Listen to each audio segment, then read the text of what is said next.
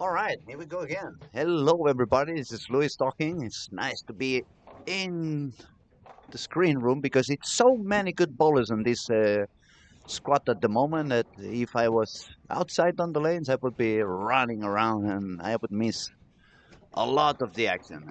We're gonna have some guests a little bit later on. We're gonna during the week try to bring in also the PBA stars to do some commenting and let us know a little bit their point of view of what they see on the lanes and what goes on. But for those of you who have just connected, let you know we have Chris Baye on the lanes. No, sorry, Francois Lavoie is on the lanes. Ryan Barnes is on the lanes. They happen to pull together at the moment. They are on lane 1 and 2. We have also Andrew Anderson, who is going to be bowling on lane 17, I believe. We have local young stars, super talented kids like Nora Johansson and Carl Eklund. They also are bowling together on lane 13 and 14. Both of them two-handers. Uh, Plenty of power, plenty of talent. These two kids are. And in my next life, if I have to be a girl, I want to bowl like her. And if I want to be a boy again, probably I want to bowl like Carl. So a pretty interesting squad. It's going to be fun. Uh, for those who have not been watching and following the first days of competition, the lanes are not that easy. It's a pretty demanding pattern. You don't really have any room on the corners of the lane, so you really need to keep straight angles. You cannot miss outside. Doesn't matter if you're right-hander or left-hander. It's not one of those events that suddenly the left-handers can miss to the left and they have room on the corner. It's not one of those. It's a pretty tough conditions, very demanding. You need to be very aware of what you're doing. Pick up the right speed, pick up the right ball, stay on the right line, and that's only on fresh. As soon as the game goes on and transition shows up, then it becomes even a little bit more difficult and it can be even more demanding.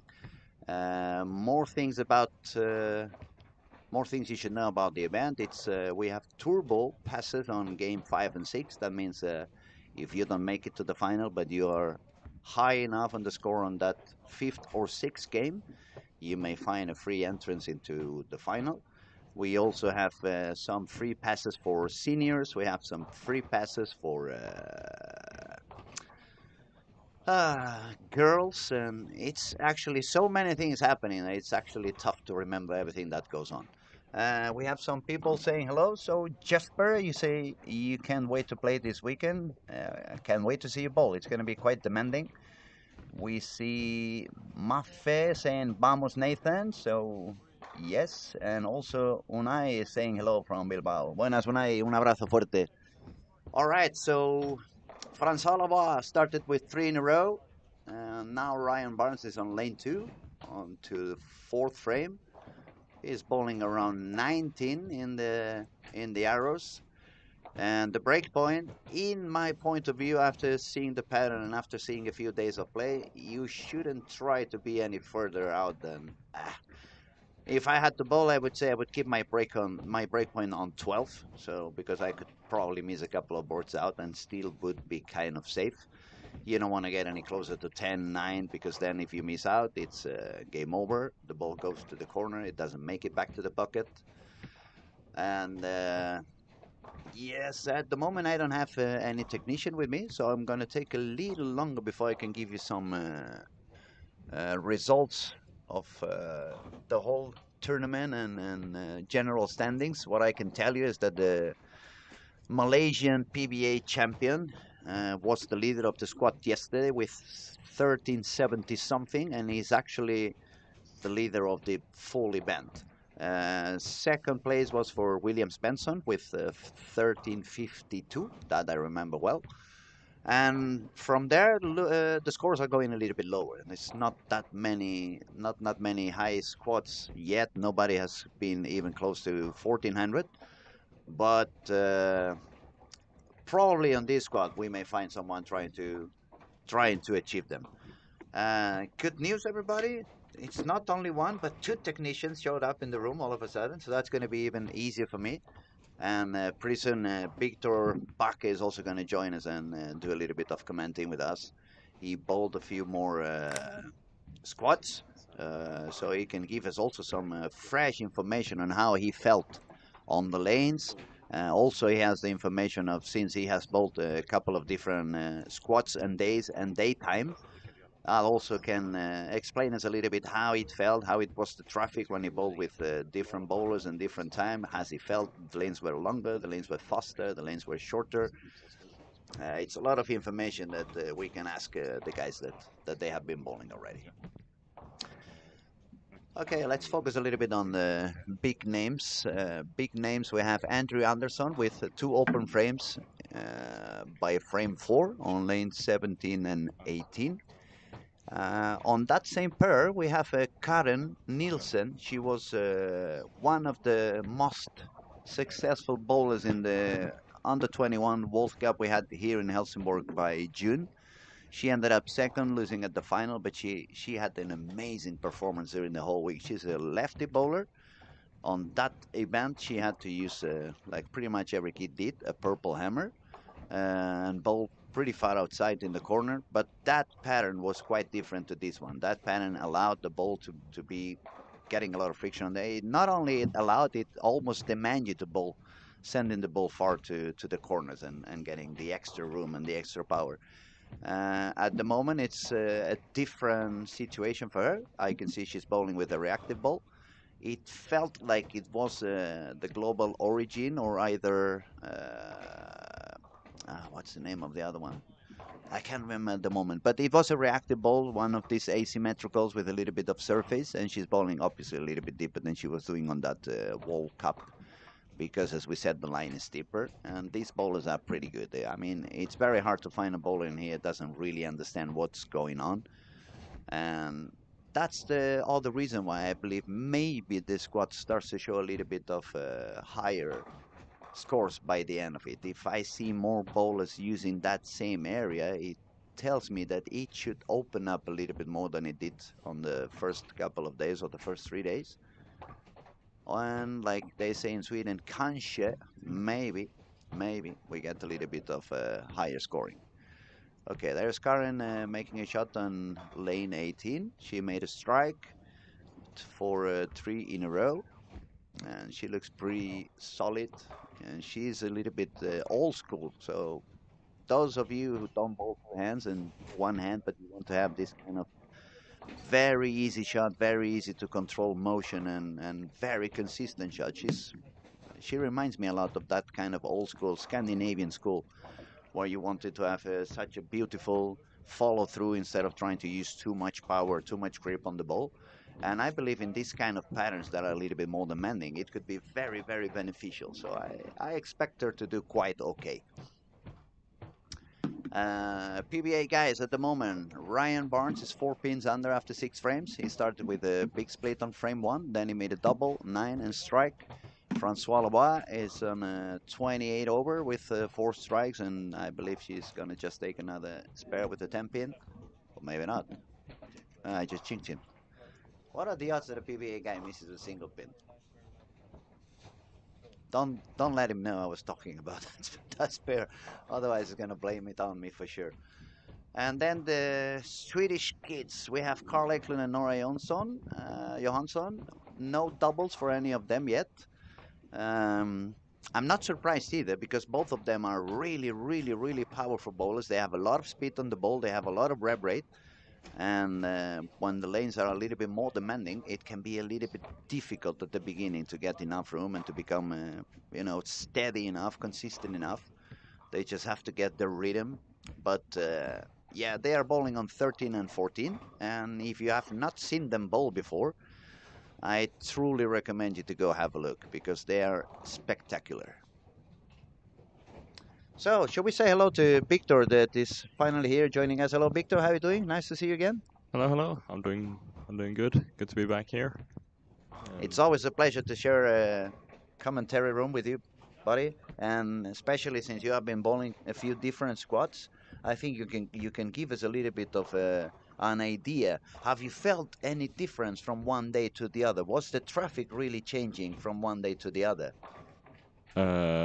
I mean, if you look at my results, you'll see that maybe I liked it a lot better on day 1 than I have on day 2 and 3.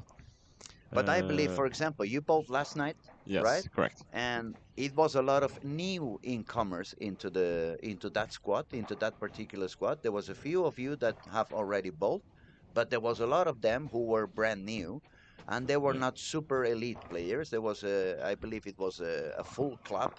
They were all like medium level, so they had a little bit less understanding on how the lane should be bowled.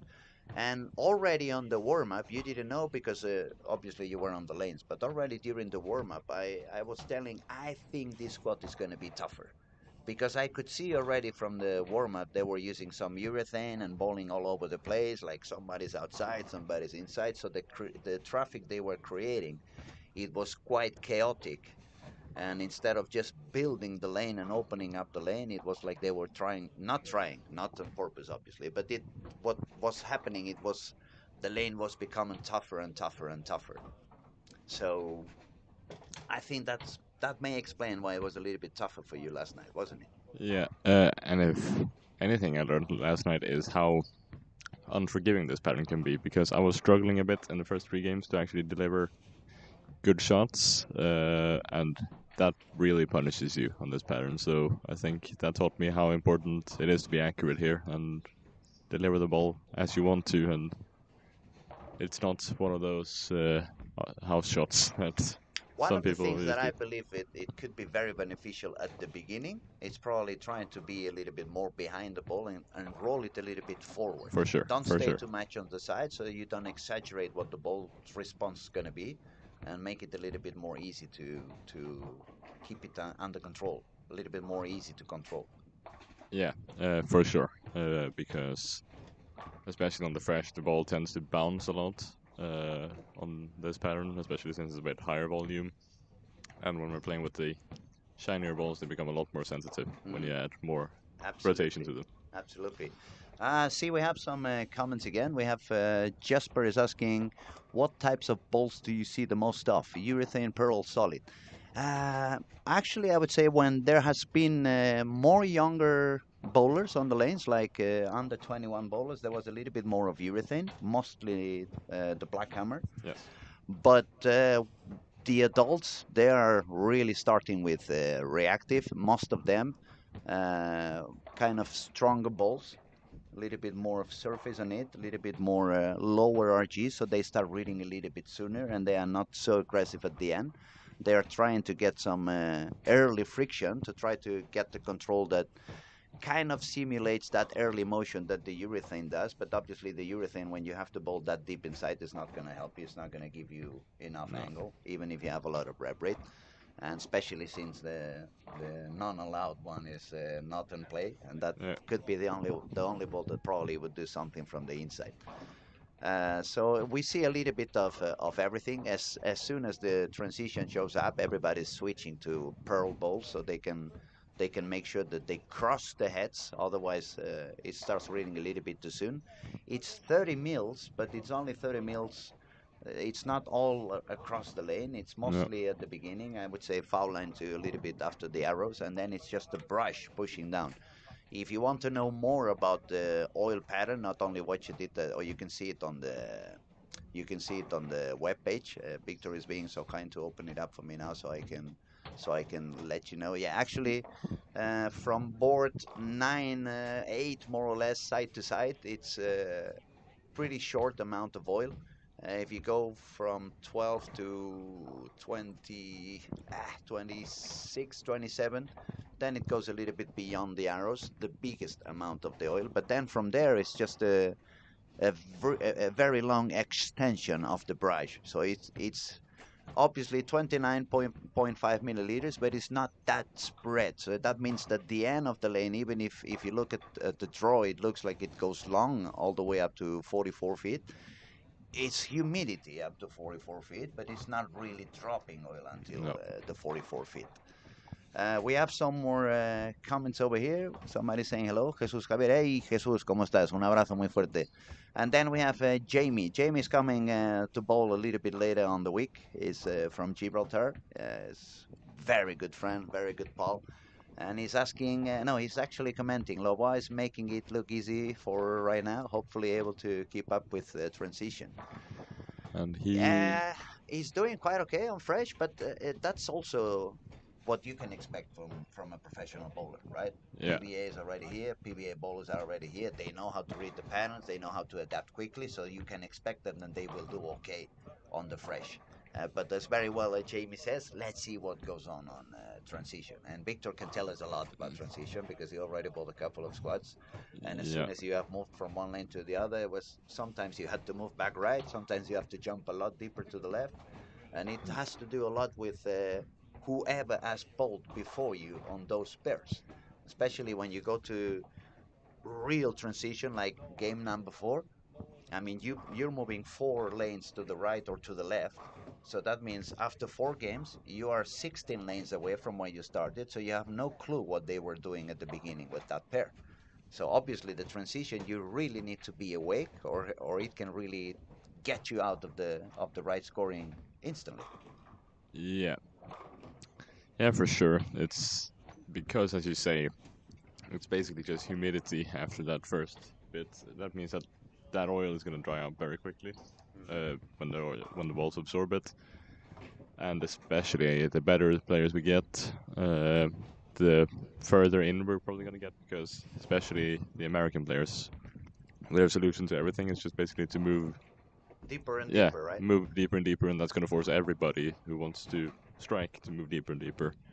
Do you know if Chris Lohan is coming about this year? I believe he is. I'm gonna double check that for a second.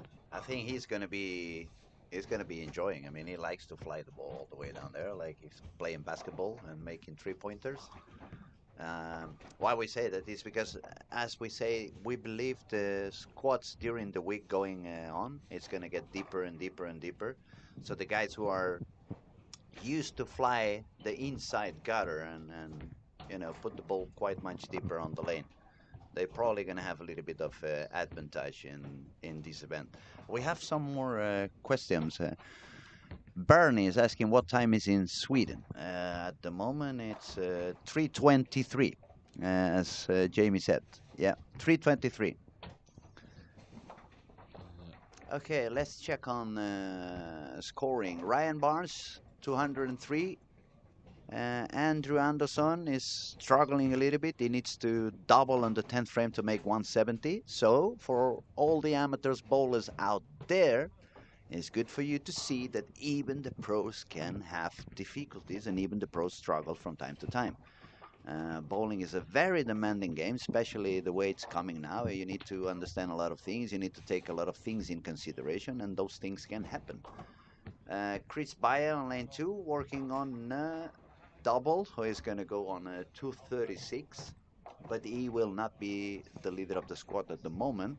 We have a couple of guys who can score higher. For a fact, we have Dario Stein on lane 15 and 16. He's going to shoot 245, I believe. He's got the 8 split on the 11th.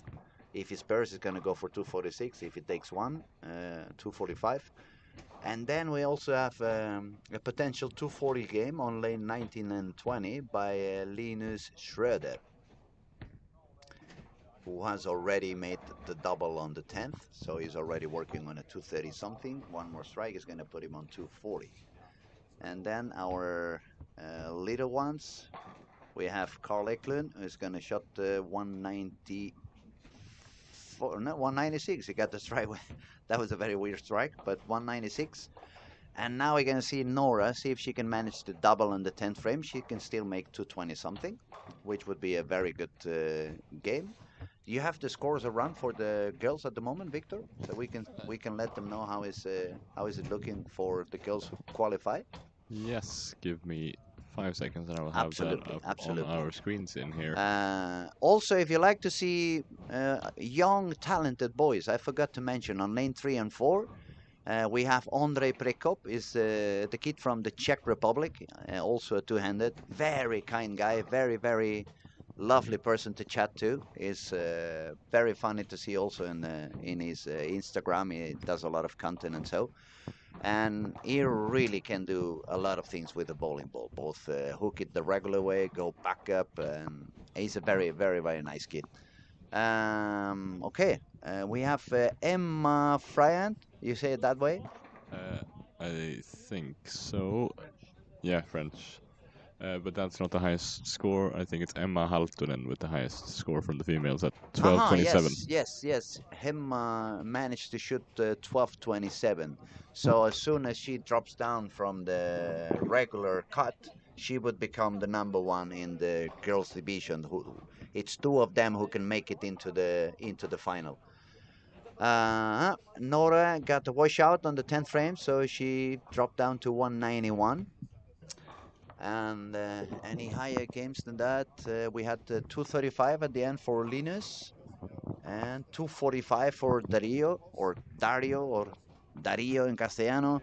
It depends. Do you know where Dario is from? I Sorry? Romania. God knows how they say it in Romania. If it's Dario. We'll ask him later on so we can find out and say it the right way. And by yes. the way, the voice you heard back in the background is one of the tournament managers, Mr. Daniel. I hope you find the time to sit down with us a little bit at some point so you can. Evening squad. I take your word for that. So we can chat a little bit with Daniel. He can explain a little bit about the history of the Lucky Larsen and how it began, when it began, and it's always beautiful to know a little bit about the history. About this is going to be a major event for many years to come. Yeah, we hope so, of course. I'm pretty sure. I mean, the atmosphere and also another one of the persons we have to blame for that is your father, Victor. Yes. He has been a party animal when he was young, but after that he has becoming even bigger and bigger and bigger and organizing big things in his bowling alley, and it's always something going on down here at Olympia, isn't it? Yeah, I'd say regarding this event, I think it's always the best week of the year as a local, for sure. It definitely is. I'll tell you one thing. When I was younger, for me, the best tournament out there, or the best event as a bowler I could ever go to, it was the Cubica AMF. It was a single World Cup back then. Uh, they were going into very different places and very different locations, countries. Like, for example, one year we bowled in front of the pyramids.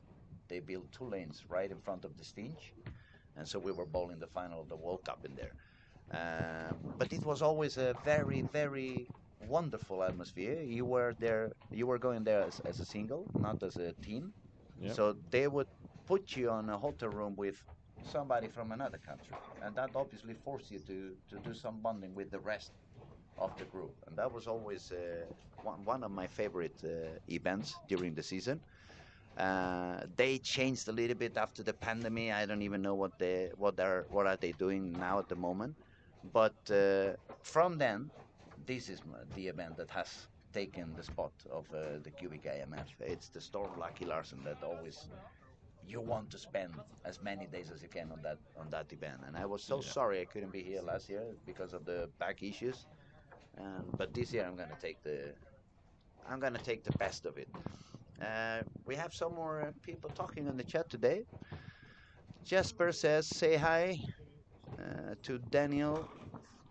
Daniel, which Daniel? Oh, Daniel. Yeah. He just Actually, left. he just took off. But as soon as he comes back, we'll let him know that you say hello. And then we have Alana asking if Lindsay. I'm not sure if Lindsay is there, but Lindsay, if you're there, come say something. Hello. What lane is Andrew Anderson on? He will Andrew, be on. He he was just on moved 17, so he will be on. 13 and 14 at the Yes, moment. correct. And Ryan and Lavoie, they started on lane 1, I believe it was, so they're probably going to move left. Yeah, they are on Yeah, they 17 and moved 18. left and they are on 17, 18. They are actually going to follow the traffic that Andrew has been generating. They're going to be following Andrew the whole squad, because if they're on 17, right after they're going to go on 13 and 14, where is which Andrew is bowling now. And it's going to be very interesting to see how Francois and Ryan deal with that 17-18 that has given some issues to Andrew.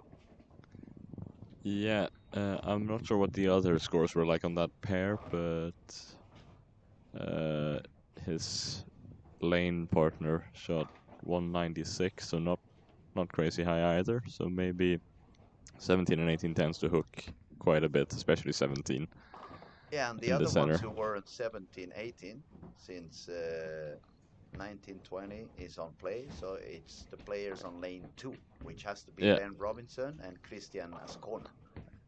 and And they they're have 204, 202, so not a very high game for any of them.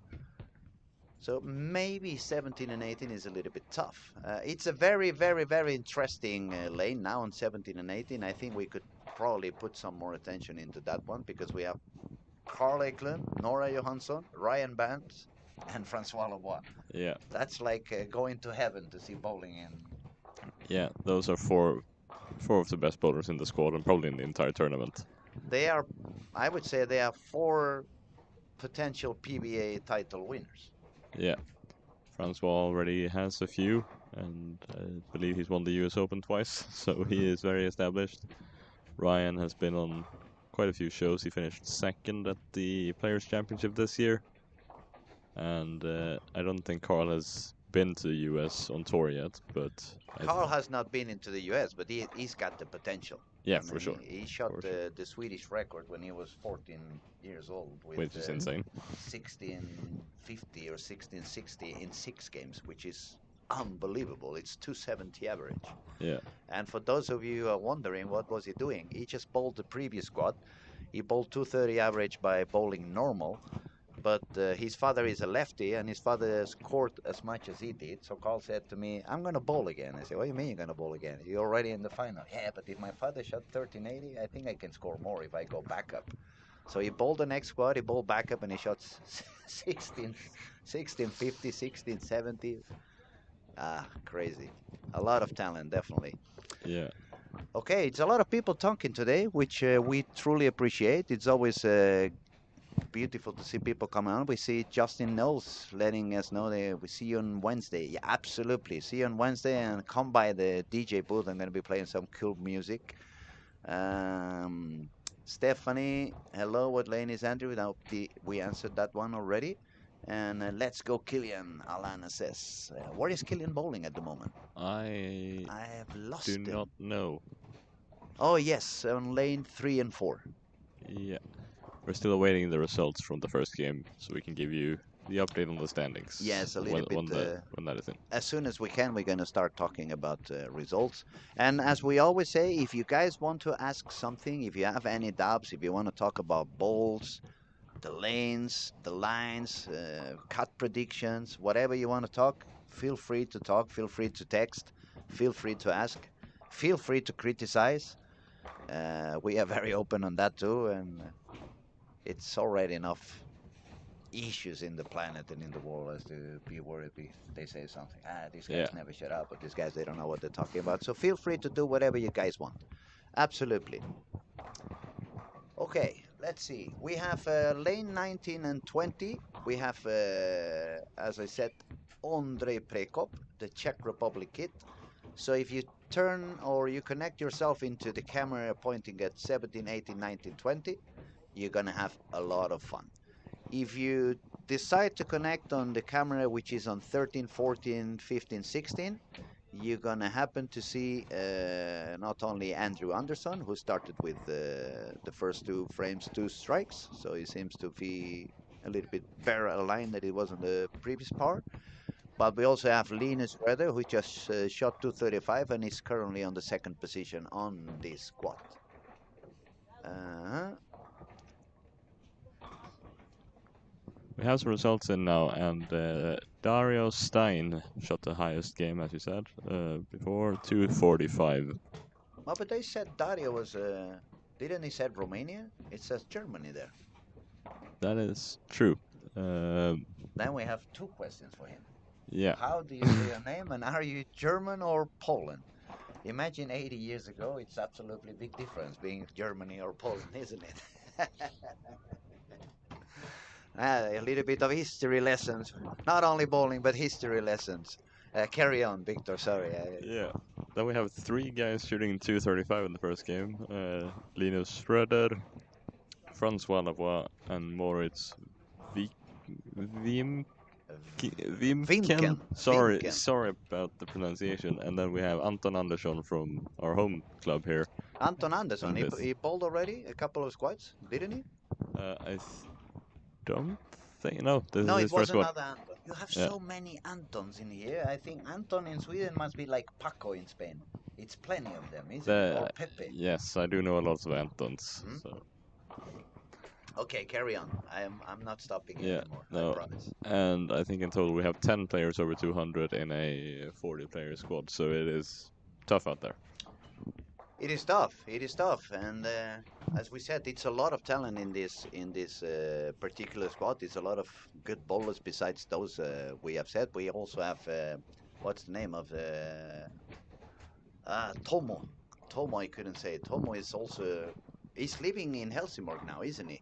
Correct. He moved here last fall, and Mm-hmm. he's been playing for the team here in Where is he from originally? Slovenia. Slovenia. It's a lot of talent also going on Slovenia lately. There we go. They have a lot of talented kids down there. It's like bowling has exploded. I remember 25 years ago when I was in the Spanish national team, Slovenia was like nothing, even worse than we were. And now it's not only Tomo. There was a few girls I saw in Mediterranean Challenge. They both 230, 240 average and do a lot of medals. So it's nice to see it's more and more countries getting better and better and improving. So hopefully the whole community of bowling worldwide becomes stronger. Yeah, for sure. I think we can talk about the European Championships this year, where Romania surprised everyone, I think, and got 2 bronze medals in the trios. I think it was. Hmm? It was. Yeah, absolutely. And we have some more people talking now. We have Lucas. Oh, fan Lucas Andersson. Tjena min kompis. Why are you not bowling, old man? I think the question should be, why are you not bowling, young man? I have already proven everything I had to prove. Why are you not here? Sending my best regards, Lucas. I hope we can talk soon, and hopefully we can meet soon. And then we have Pierre. Hello from Quebec City, Canada. Go la voix. Yes, Quebec. That's a wonderful city also. Have you been there? I have. For the Formula One, right? No, I went to Montreal for the Formula One. No, but I mean during yeah, the Formula yeah. One trip. But yes, I have been to Quebec. Beautiful city. It's a beautiful city. Canada, yeah. it's a beautiful country. For sure. They have a few places that are really astonishing. And it's actually a pretty good. There's actually a pretty good bowling center in Quebec as well that I took a visit to. I haven't been on the bowling center in Quebec, but I've been at Canada twice and I loved it. It was a really, really wonderful trip. Yeah. All right, back to business. Let's check on the scoring. We have lane 1 and 2. Christian Ascona is getting a 3 and a 9, so 3 turkey and 9 spur. If we find Andrew Anderson, it's a double and 7 spur. If we go all the way to Ryan Barnes with an open frame, Francois Lebois, no double yet. Nora started with a double, but then she had the 7 and 2, and Carl has an open frame as well. So maybe that pair is a little bit tough for real. And maybe that's why Andrew had some issues on that pair. What do you think, Victor? Yes, some very low scores from some players that had decent ones in the first game. Yeah, 17, 18 does, as I mentioned before, it does tend to hook a bit. And I feel like that's against the entire center. The further right you go, really, the more it hooks. Oh, I believe you, because I just saw Carl throwing the ball like already around 26 in the arrows. And even Francois, who is not as powerful as a two-hander, it's quite deep inside. He's already bowling on 24, 23, 24 on the arrows.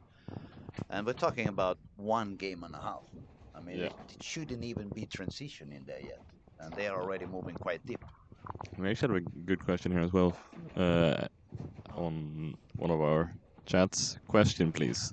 Let's say you're playing. What ball will you start with? What ball would I start with? At the moment, if I had to bowl my rep rate, I would say if I grip it a lot would be around 450, maybe 500 if I really grip it a lot, but then I would lose some control. If I bowl old school, I would be around 280. Probably in this pattern, I would start with old school shots, so I don't have to go so much around the lane. Try to bowl a little bit straighter. And then I would probably try to go with maybe Ion Max, maybe the old reality. I would have to test because I really haven't made any shot on this pattern. But for sure, I would try to get the reactive that reads a little bit soon, at least at the beginning. Try to control my speed. If I would see the ball was reading a little bit too soon, or maybe leaving a little bit weak tense because of the low RG, and that means the ball is reading a little bit early for deeper um, deeper lines. Maybe I would try to use a phase two and give a little bit of extra surface so it would read a little bit more on the fresh conditions. And optimum idle would be also probably a good ball to start with. Um, what ball would you use? I've been struggling a lot on the fresh actually, so I've been trying different balls every time. But you haven't used yet the real dull ball from the No, beginning, have you? I have actually for my first squad, and it wasn't really working out for me. Was it reading too soon, It was or reading way too soon, and which ball was it? that was the Sub-Zero Forge. Sub-Zero Force, but that one is really early. Yeah. Have you got the Jackalonix? No, I do. I have tried out the Jackal Ghost Oh, you with got the some. Ghost, but you didn't have much surface on that, did you? No, I felt uh, like a solid ball that's a strong cover stock, but still not with a lot of surface might work out pretty well. And that ball has given me some pretty decent results. But And that would be my suggestion. When yeah, you go for the next squad, grab the Jackal Ghost again, but give a little bit more of surface, even if that moves you a little bit deeper, yeah, and stay behind the ball. yeah. And then when Victor shots to 50 on game one on the next squad, you can all call me and ask me for free lessons, and I'm gonna say no. This is my rate. Just kidding, everybody. We have some more comments.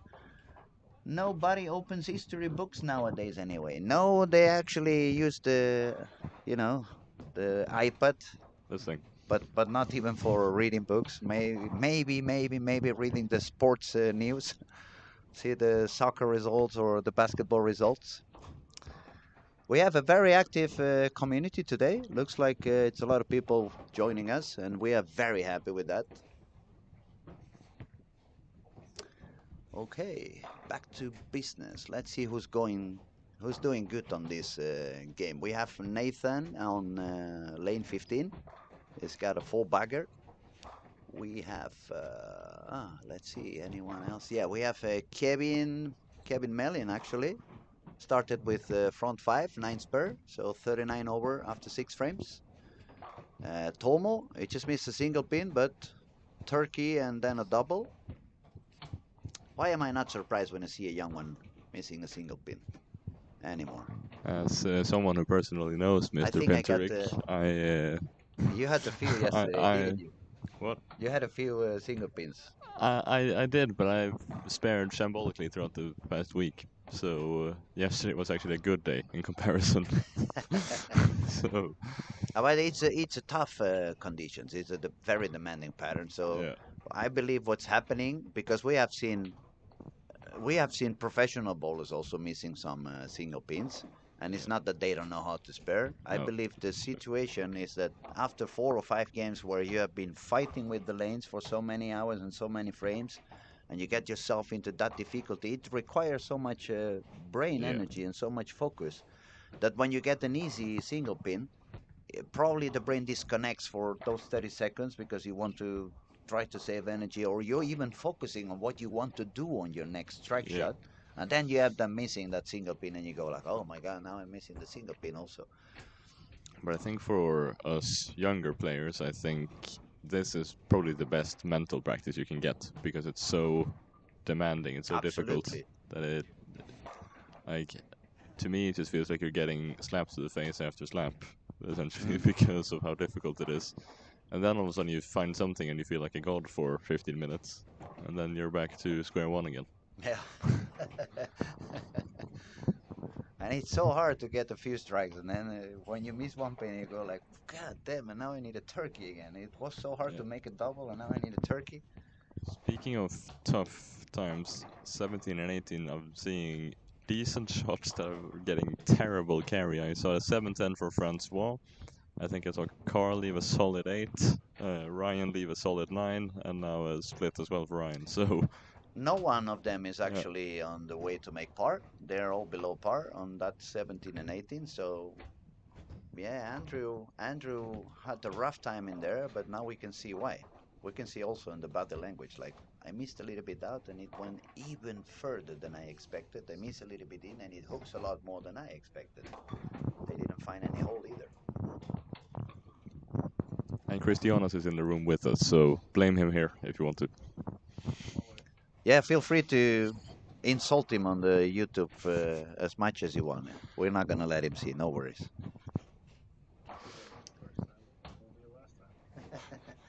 Won't be the last time, won't be the first time. I know. But don't worry, we just told them that they can criticize as much as they want. They can let us know how bad we are and what we're doing. It's enough issues in the world, so it's okay. Let them get rid of the bad energy. Let it flow. Okay, we have Kevin is on fire after that 5 bagger and 9 spare. He's got a double, so he's gonna get the high game Where is he? on lane 4. 4. But he needed it because he started a little bit low on game 1. Let me see if I find him there on the standings. Kevin. I think it's a little lower than we can Yes. see. I don't find him, so it must be a little bit lower. He shot 162 in the first. 162. Well, he shot the same as Andrew. Yeah. So you can say at least I shot as much as a PBA guy. Yeah. And now he's getting a little bit more strikes than Andrew, so he's going to be ahead of Andrew. Yeah. Andrew is having a really tough time, but he's got some strikes now at least. He's quite deep already. He's bowling on 20. Okay, that was around 24. Looks like He's he's looking solid. The body language is a lot better than it was Yeah. one game ago. And that looks All the like contrary that we can say of Carl and Ryan. They are looking like, please let me get out of this pair. The sooner the better. looks like Andrew was throwing in Iron Pro Solid. Is that what it's called? The blue one? We have seen quite a few this week, right? It's Yeah. probably the ball that we have seen a little bit Yeah. more in the lanes. But they all keep it shiny from what I've seen. So it It's gets through. solid. I think it comes shiny from the box. I don't know if Martin is with us. Yeah, but he's talking on the phone, so we will ask him a little bit later on. Maybe Chris knows that. Have you checked if the Iron Pro Solid? It comes polished from the box, right? Yeah, it comes a little bit like the clone. It was also an asymmetrical ball solid, Yeah. the rotor grip one, but it was shiny from the box. But it makes sense. As we said, it's not that much amount of oil, so you don't want to, maybe you don't need to go to the Ion Max. That's going to be too much. That's going to be a little bit too early, especially for these guys who have a lot of rev rate. Yeah. That may grip a little bit too early and not give you enough at the end. Ah, okay. Yeah, we see some high scoring, but we also see a few quite low scoring. Some people is really suffering. I mean, look at Raymond Tees on lane 11 and 12. 91 in the 7th. 91 on the 7. It's not good, and he had 150 because 91. If you take 245, Yeah. that means he shot 150 on the first game. He's got 4 splits in 7 frames. He was looking really solid on the squad he was bowling last night. Then he got a little bit of tough luck in one or two of the pairs, and then he kind of went down. But he was looking really good. And Raymond plays in the Swedish league as well for a team not far from here in Ängelholm for in BK Ängelholm. Full. Yeah, BK Full House. Cool. Plays for. And as does his brother Richie from time to time, and also Ben Robinson from the UK. Yeah, we see Ryan has changed the ball now in 10th frame. He's gone for something a little bit that went a little bit straighter. Carl is the deepest now. He's on the 6th arrow already. Well, he shouldn't probably missed. He probably missed a little bit in because that was on the 6th arrow, but he hit the headpin. It looks like Nora is going to be the only one surviving that pair. Yeah. From all of them. So yeah, as we said, that girl really can bowl. Yeah, and she made the show at the I don't know what the name of the tournament was now again, but on the PWBA tour in that huge, really cool arena, which was a a great show. Yeah, I saw some pictures. It looked unbelievable, almost like a basketball arena or something like that. I think it was a hockey arena. Hockey arena. Yeah, that they had put some They lanes in. put some lanes in there, and yeah, Uh, it looked very, very, very cool. and I think she also made a step ladder or a How finals how recently as old well. is she now? I don't know. Anybody knows how old is Nora?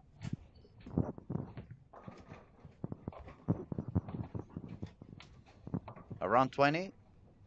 A bit more, I think. Yeah. Should 12? 22. 22. 22.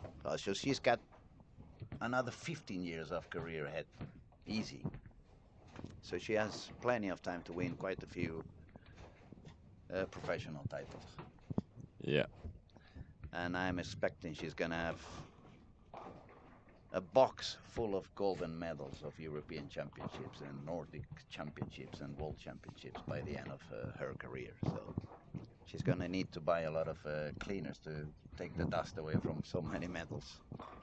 We got some people in the room that could talk about it. How many medals you guys clean over the week?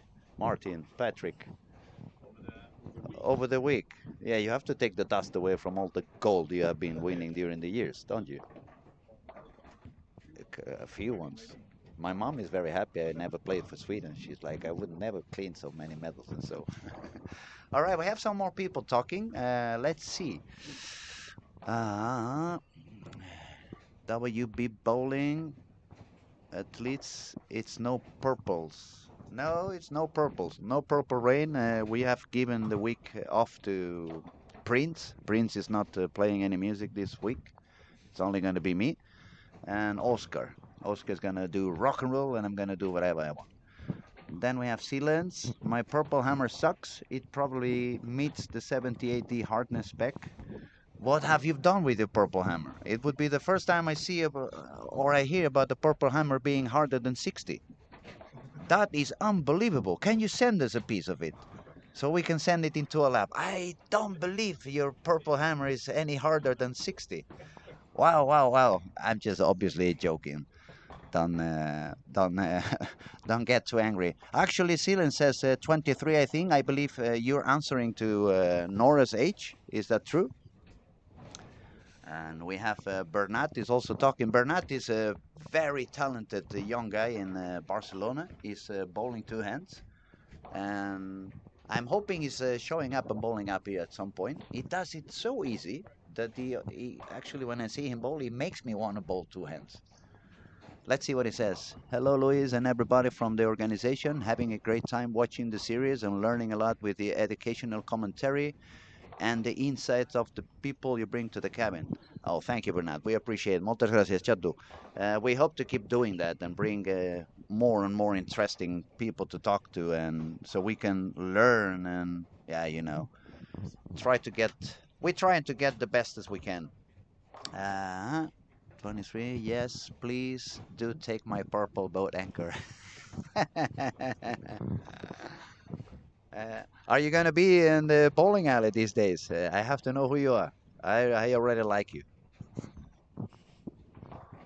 Victor, follow on the scoring.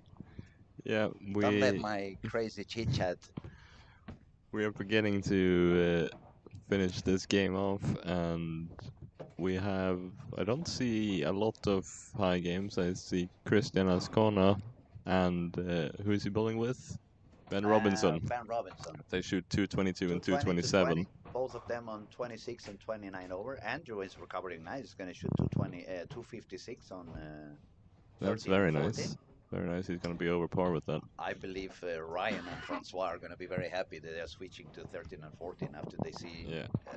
Andrew shooting 100 pins more from the pair they Yeah. are standing on to the pair they are going into. But they still salvaged 190, both of them. But despite that's the one of tough the start. good things.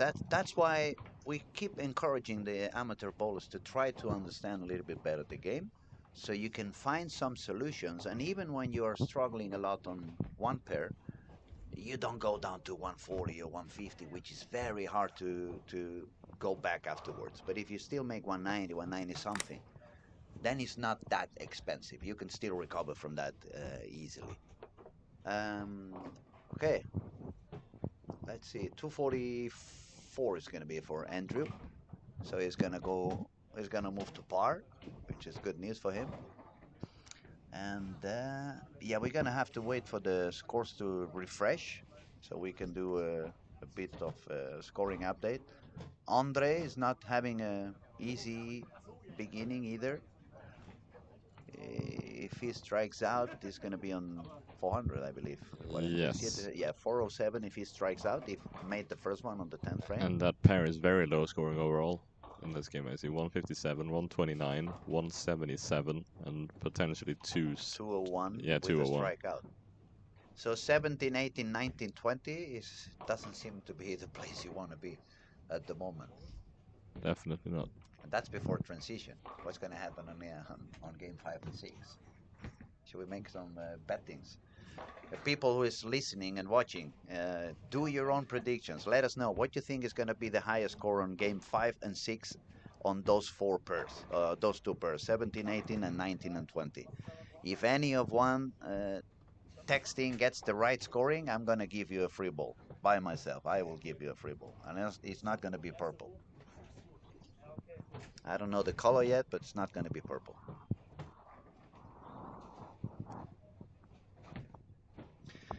Okay, Sealand says, I'm in Gothenburg, so only 3 hours drive. Well, that's cool. So bring the purple when you drive in. So we can check the hardness. We can do an Instagram video on my personal Instagram, and we can check the hardness on your purple. So we see if it's really 78 like you believe. I'm gonna put my first you tell me how old your purple hammer is, and then I will tell you what hardness I believe it's gonna be. And you predict a high game of 236 on game 5 and 6. That's a very high expectation. If you get the right number, I'm gonna maybe if it's you who wins, then I'm gonna make sure you get the different purple. Maybe a pitch purple.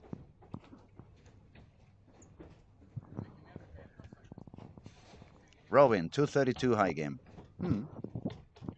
People is quite positive on the scoring. Well, who am I to talk? I said 1350 on the cut, and it's looking like 1350 is gonna make top 8 at the moment.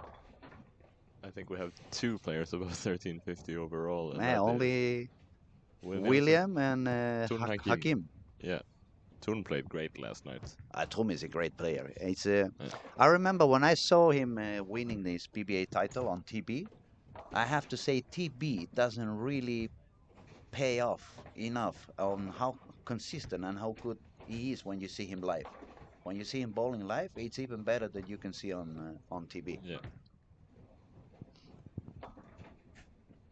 Okay, and we have the two sisters. I just been told they are twin sisters. Karen, the girl I was telling you, the lefty from Denmark, and the girl walking by. It's a twin sister. How funny! One is brunette, the other one is blonde. One is left-handed, and the other one is right-handed. But they both know how to bowl, for sure. Yeah, yeah.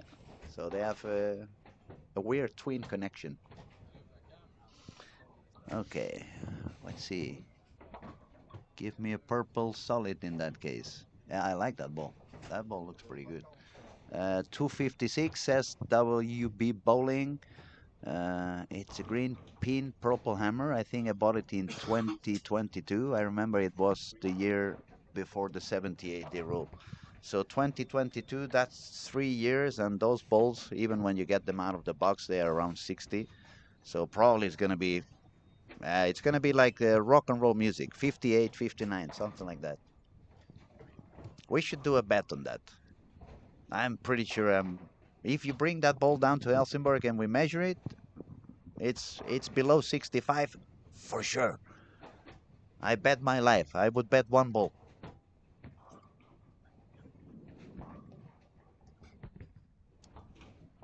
Okay, let's go back to the scoring. Let's see if we can refresh and see how it's going at the moment after 2 games. It's not that many high scoring, even if the talent in the squad is unbelievable. But yeah, as we said at the beginning, the pattern is a little bit demanding. It doesn't really pay out if you're not that consistent. So we have Dario is still on the lead, was 245, 221. So it's 66 over. Is clear ahead the next one, which is Linus with 434. Francois Lavoie is 430. Christian Azcona with 429. Ben Robinson, 426. Daniel from Germany, 422. Andrew made all the way up to 400 already with 406. Andre, who did a very good recovery at the end of the second game on 19 and 20. He also moved all the way up to 406. Then we have Moritz from Germany, 405. Peter Hellstrom, 402. And Sophie Nielsen from Denmark, 400. So that makes it 11 bowlers over par out of 40 people. And we are starting game 3. We probably start to see a little bit of transition in the middle of this game or by the end of this game. Scorings that are a little bit surprising at the moment, I would say for sure Raymond Tees with 320 after 2 games. That is proving that the lanes are not that easy. That is quite surprising. Let's see what else do we have. People that we know to be very good and not performing at the moment that high. We have this one over here. Let me see. Tomo, which we already said is a very good bowler, young, talented. He's only on 360 after 2. Karen, the lefty I was talking about from Denmark, she's only on 350. So the right-handed sister, it's leading her by 50 pins. I don't think they fight so much between twins, right? They love each other no matter what. And what's going to be very interesting also in this game is what Ryan and Francois are going to be doing on 13 and 14 that they proved to be a little bit easier than 17, 18 when Andrew got into that pair.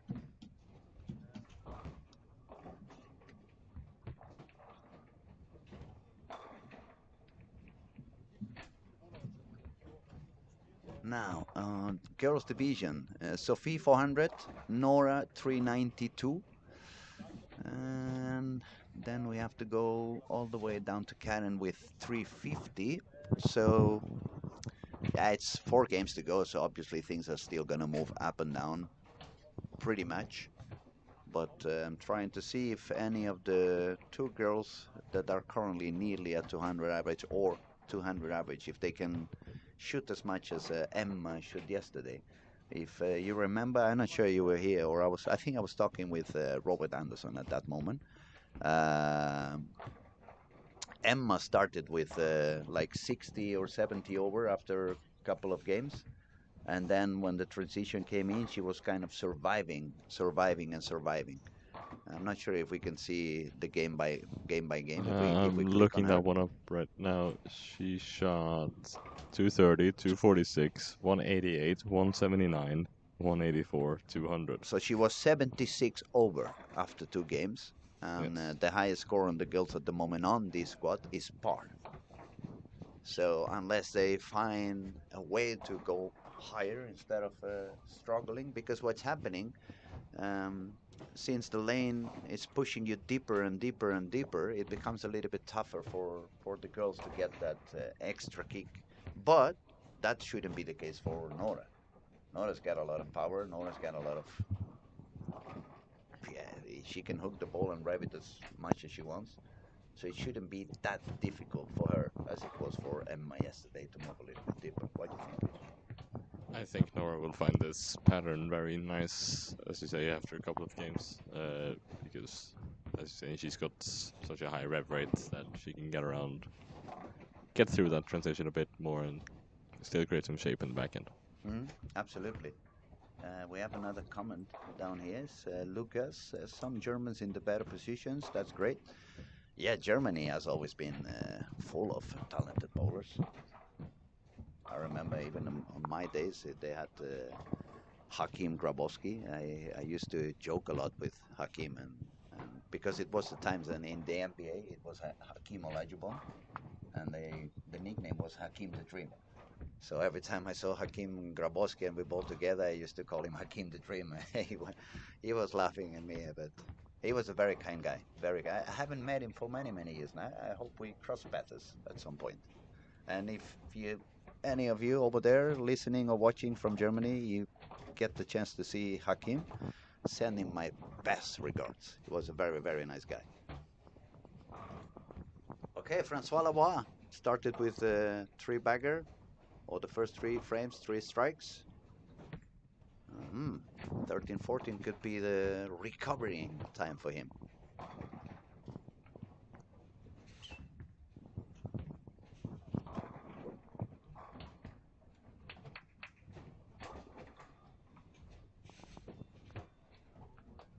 Yeah, Carl is really looking. I think he's going too strong, too much speed on the ball, and it has a little bit over under reaction. He's gonna go for, unless he spurs a big split on lane 1 and 2, he's gonna get his third open frame in a row straight as well. Yeah. That's not the 3-bagger you want, right? Let's see, I don't see insanely high scores anywhere really. Oh, we do see actually on 16, Jeff and Raymond both starting off with a 3-bagger. And as does Frank on lane 9. And also Peter Hellström on lane 11. And 17-18, maybe Christian Ascona can manage to start with 3 as well.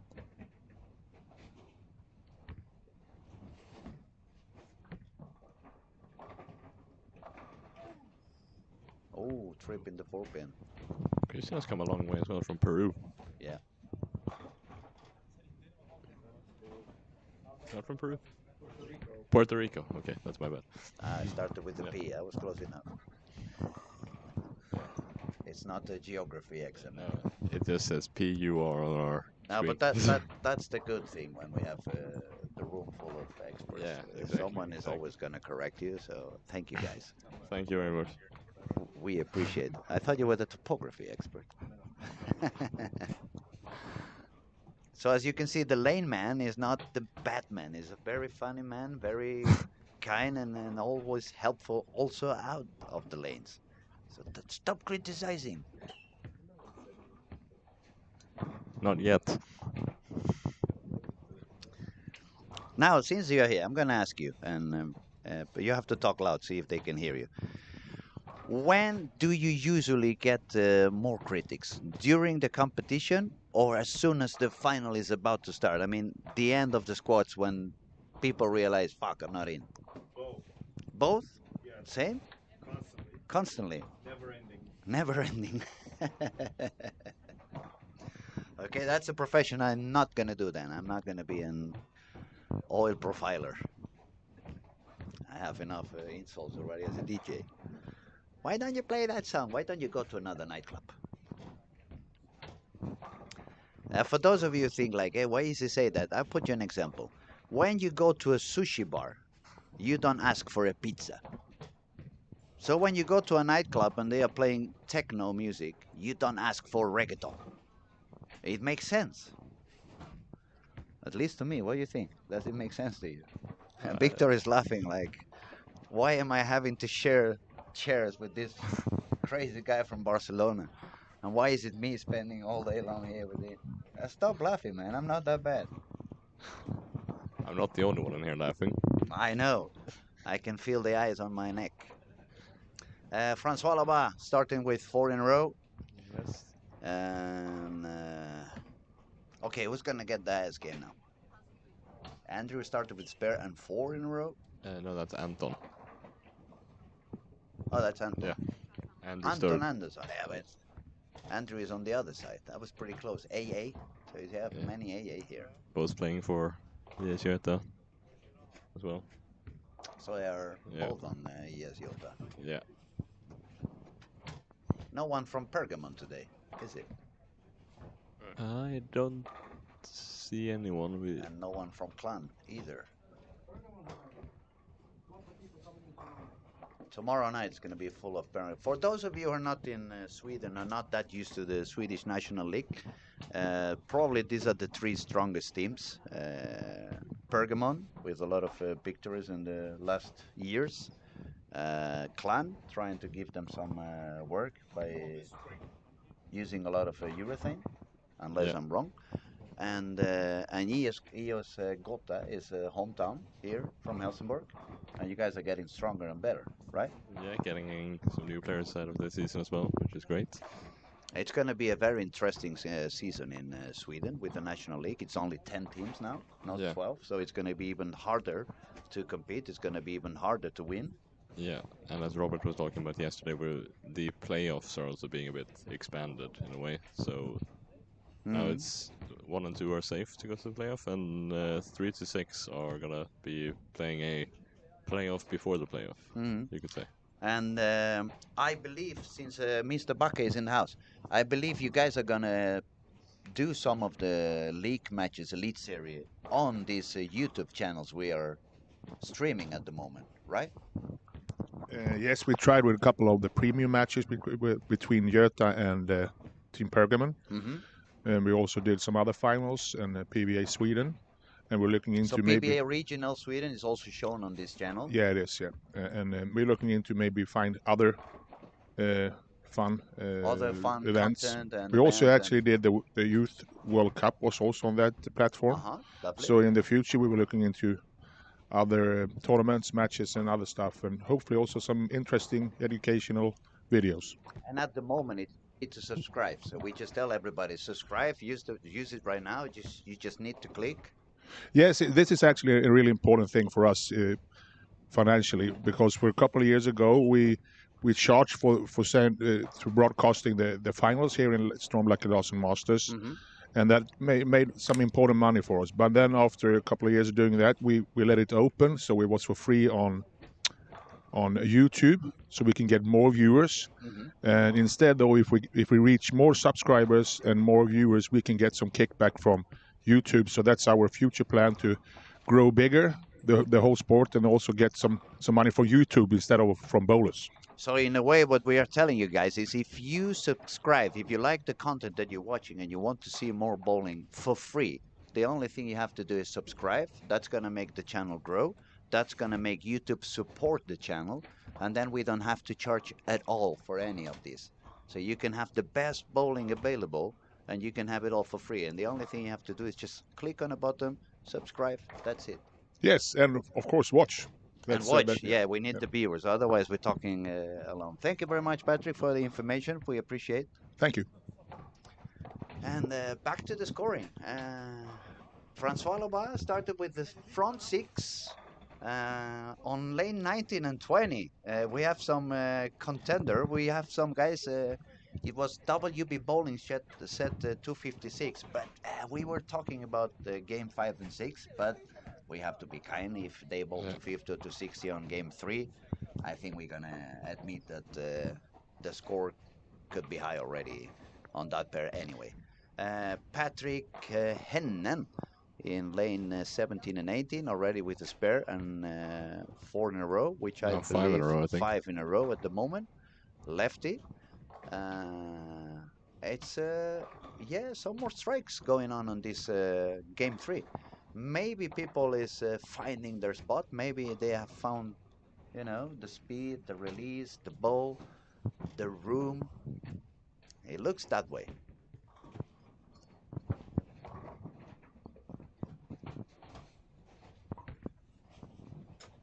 Let's see, Peter Hellström has also got some strikes here. He's got 3-bagger, 9-spare, 3-bag. Yeah, 3-bagger messenger on the 9-pin as well. So he's currently working on a 239 pace. Sorry. Mm-hmm. And then we have a suggestion here for whenever the big technicians come by. You should multi-stream on Twitch and Facebook also. Pretty easy with OBS. To me, that is... I don't really know anything about this. I only grab the mic and I talk about what I see on the screens. But I will let the people in charge know that it could be an option, and maybe they can find out about it. Thank you very much for the suggestion. That's a job for Jonathan, if anything. Yes. So whenever Jonte is back, we will let him know. He's the real technical guy with a big screen in front of him, and 3 computers and 3 mouses and and a mixer machine. So yeah, the technician is definitely Jonte, not us. Francois managed to do the 7th, so it's front 7 for him. If we go all the way to, let's start from the beginning. Lane 1 and 2, we have a 243 for Simon. The guy sharing the rim, if he strikes out, he's going to make 230. Not bad. That pair was doing okay. Then on 3 and 4, we had Moritz, the German guy who was already sitting with 5 over. He's got a full bagger, but then he missed a single pin. But still able to do 230 something. Then if we go to 5 and 6, nothing very high happening in there. 7 and 8, we have the actual leader of the squad, Dario Sten, who was 66 over, but now he's on 2 open frames. And 1, 2, 3, 4 frames of a 7 pin out of 1, 2, 4, 7 of 7. Yeah. 4 7 out of 7. So many 7s. That's why my tongue is becoming a little bit busy to say. Yeah, he is having a tough game. 9 and 10, we have Andrew Anderson with 1 open frame, but 4 in a row. So it's looking to strike out to do a high game again. Anton Anderson, who had the 5 bagger but missed a single pin. Then if we move to, I believe it's 11 and 12, we have, as you said, Peter Hellstrom with Turkey, 9 spare Turkey. Then if we move to 13 and 14, Francois Laboy just left the 4 pin, so he's not going to do a 300, but still on the way to a 279. Ryan Barnes is on 16 over with 2 frames to go, so he could go all the way to 240. No, sorry, 76, 236, that could be his max. On 15 and 16, we have Andre, the Czech Republic kid, with a strike, 2 spares, 3 in a row, and he's going to make a shot now. So let's see if he gets the 4th one. Oh, very high speed outside. now. Yeah, it was a little bit too much speed, I think. He left the 210. It felt a little bit more aggressive, right? I think that was a bit too far outside, but I haven't seen his other shots, so that might just be the line he's taking. We have different views, but it's what happens when you look at too many screens at the same time. You can lose a little bit of information. Raymond T is making his way back on lane 16, Turkey. A spare of a split, 9 spare, and strike, trying to get the double, so going higher. If he would strike out, it would be a 260 game, and this guy is very talented, so you can expect him when he finds the line, he can strike out easily. Finally, 17 and 18, that seemed to be so hard on the first couple of games. We see Christian Ascona with the Turkey, then he missed a single pin, and we have Patrick Hennen with a 5 bagger in between. And then finally, when we get to 19 and 20, which was supposed to be also a very tough one, we have Nathan with 7 in a row. Going for 8. 7-10. This one he missed a little bit out. Yeah. You could see the ball deflecting, so that ball read a little bit too soon, and that's why he left the 7-10. That ball did read a little bit sooner. It deflected a little bit on the pocket. So the 5 pin did not reach the 7, and the 6 pin was a little bit too weak around the 10. Yeah. That's very annoying anyway, because it was not such a bad shot. When you have 7 in a row, at least you say, okay, just leave me the 10 pin. Just give me the 7, but not the 7-10. Yeah, the 7-10 is usually, it's an unfairly harsh penalty for a slight, for a pocket shot, for a definitely decent shot. For a decent shot, yeah, I agree. But as you can see, we're not talking about he wasn't lucky or he was. No, it's not about luck. It's always about angles, and especially with today's material. Yeah. The balls are so strong that they are so different one from the other that you don't get to think about it. 20 years ago or 30 years ago, when I was a kid, we always talked about the balls. Which one hooks more? Which one hooks less? That's not the way you want to see bowling anymore. Now you want to think about which ball hooks earlier, which ball hooks later. So you can understand which break point you want to put them so they all work on that same angle. Yeah. Okay, 243 for Simon. That puts him on lane 1. Managed to go back to the par with 611. That's the highest score on the first 4 lanes. Actually, on the first 6. Yeah, on the first 6 lanes is going to be the highest score with 611. And that includes Carl Eklund with 535 and Nora, she shot 206, so she's now only 2 below the par. Sophie, which was the leader with a par on the girls' part, she's having a tough game now on the way to 150, 160, so she's gonna drop down a little bit. And her sister was bowling on. I don't see her. Where's Karen at the moment? Oh, Quite over sure. there, working on a 190, or if she doubles, 200. Yeah. So the sisters are going to be below par at the moment. And Nora is the highest girls score at this point on this squad. Um, Actually, Peter Hellstrom has a good chance to strike out for 279 here. yeah, and the same for Francois in 13 and 14. Raymond Tis could do a 260 also if he strikes out on 15 and 16. I'm gonna leave the mic over to the big boss. And Sounds good. Sounds good. Yeah. But it's always a pleasure, Victor. I thank you very much for your comments and all the information you're giving us, especially with low memory I have. You always are quick on finding the scoring and reminding me, and also for sharing the information on the squads you have been playing. It's So my pleasure. we'll keep on talking to you pretty soon, and best of luck when you bowl again. Are you bowling again today? I'm bowling tomorrow. Tomorrow. Yeah. Then best of luck But tomorrow. I am bowling a practice match today, actually. So that's why I'm leaving. Okay, that's why you have to go. Yeah. This guy's bowling every day. You're gonna get good, man. Thank you. I hope Best so. of luck. Thank you I'll see you very tomorrow, much. buddy. I'll see you. Take care. Take care. Okay, and now the main source is gonna join us. The master of the planet Olympia bowling, Mr. Patrick Backe. It's a pleasure to be with you, buddy. Thank you. Nice to be here. I actually have a little bit free time here. It seems like it's been a couple of really interesting and fun starting days here, and I got so happy when I saw this squad.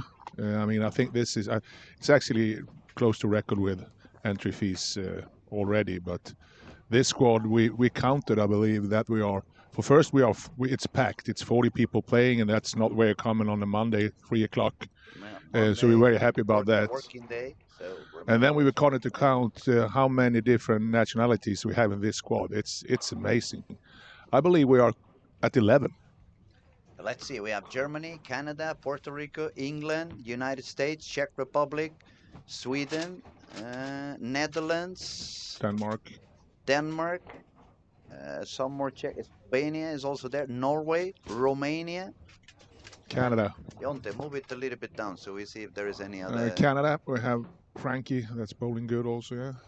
Belgium. It's quite a few. Yeah, it's fun to see that we have so many different nationalities that actually take their time and their efforts and go here and visit us and try their best in this tournament. But it's a lovely event. I mean, I was telling the guys earlier, the viewers and the listeners, I remember when I was younger, my favorite event during the year was the Cubic AMF. It always brought that kind of bonding between bowlers. You mean the Cubic World Cup? World Cup, the one that was a single event, because you had to share a room with a bowler from another country, and that kind of forced you to become friends from the beginning. And at the moment, this is the event that has substituted that one for me. I mean, to come up here, you always meet so many friends from all over the world, bowlers that you have been sharing your career with. You met them in world championships and stuff like that, and then when you get here, You can see it not only on me, but you can see it on everybody. Yeah. You The big just, difference though is that it's their sons and daughters now. yeah, that's true. We're getting a little bit old. Yeah, World Cup was actually a really nice inspiration for me. Also, I worked on that World Cup actually 3 years as a pro shop operator and working for Cubic AMF, I and it remember that was in yeah. Riga. It was. I was in Riga, yeah, and I was I saw you then. in Portugal and also in Thailand, and Hmm. great events. Like I said, a lot about friendship in these events, and a lot of getting to know each other through different Camaraderie, nationalities. we could Yeah, yeah, say, yeah, a lot yeah. of nice environment, not that much, not only about competition, and that's one of the things I think this tournament is so good at. It's not only about competing, it's not only about getting a PBA title, but it's everything around it. When you have that the friendly golf competition, when you have different seminars like this year, you had the mental game seminar. Then you're gonna have Matt McNeil doing a couple of equipment Seminars, yeah, seminars and layouts, and and Christy Jonas from Christian Kenya. Jonas is going to do some about oil profiles, and so Yeah, yeah. This is actually one of the ingredients in the tournament that we uh, really want to succeed at. I mean, of course, the tournament has to be as big as possible, as big prize fund as possible, and also really important that we have the best conditions for all the bowlers, because it's a PBA title, so everything about that has to be as perfect as it's possible.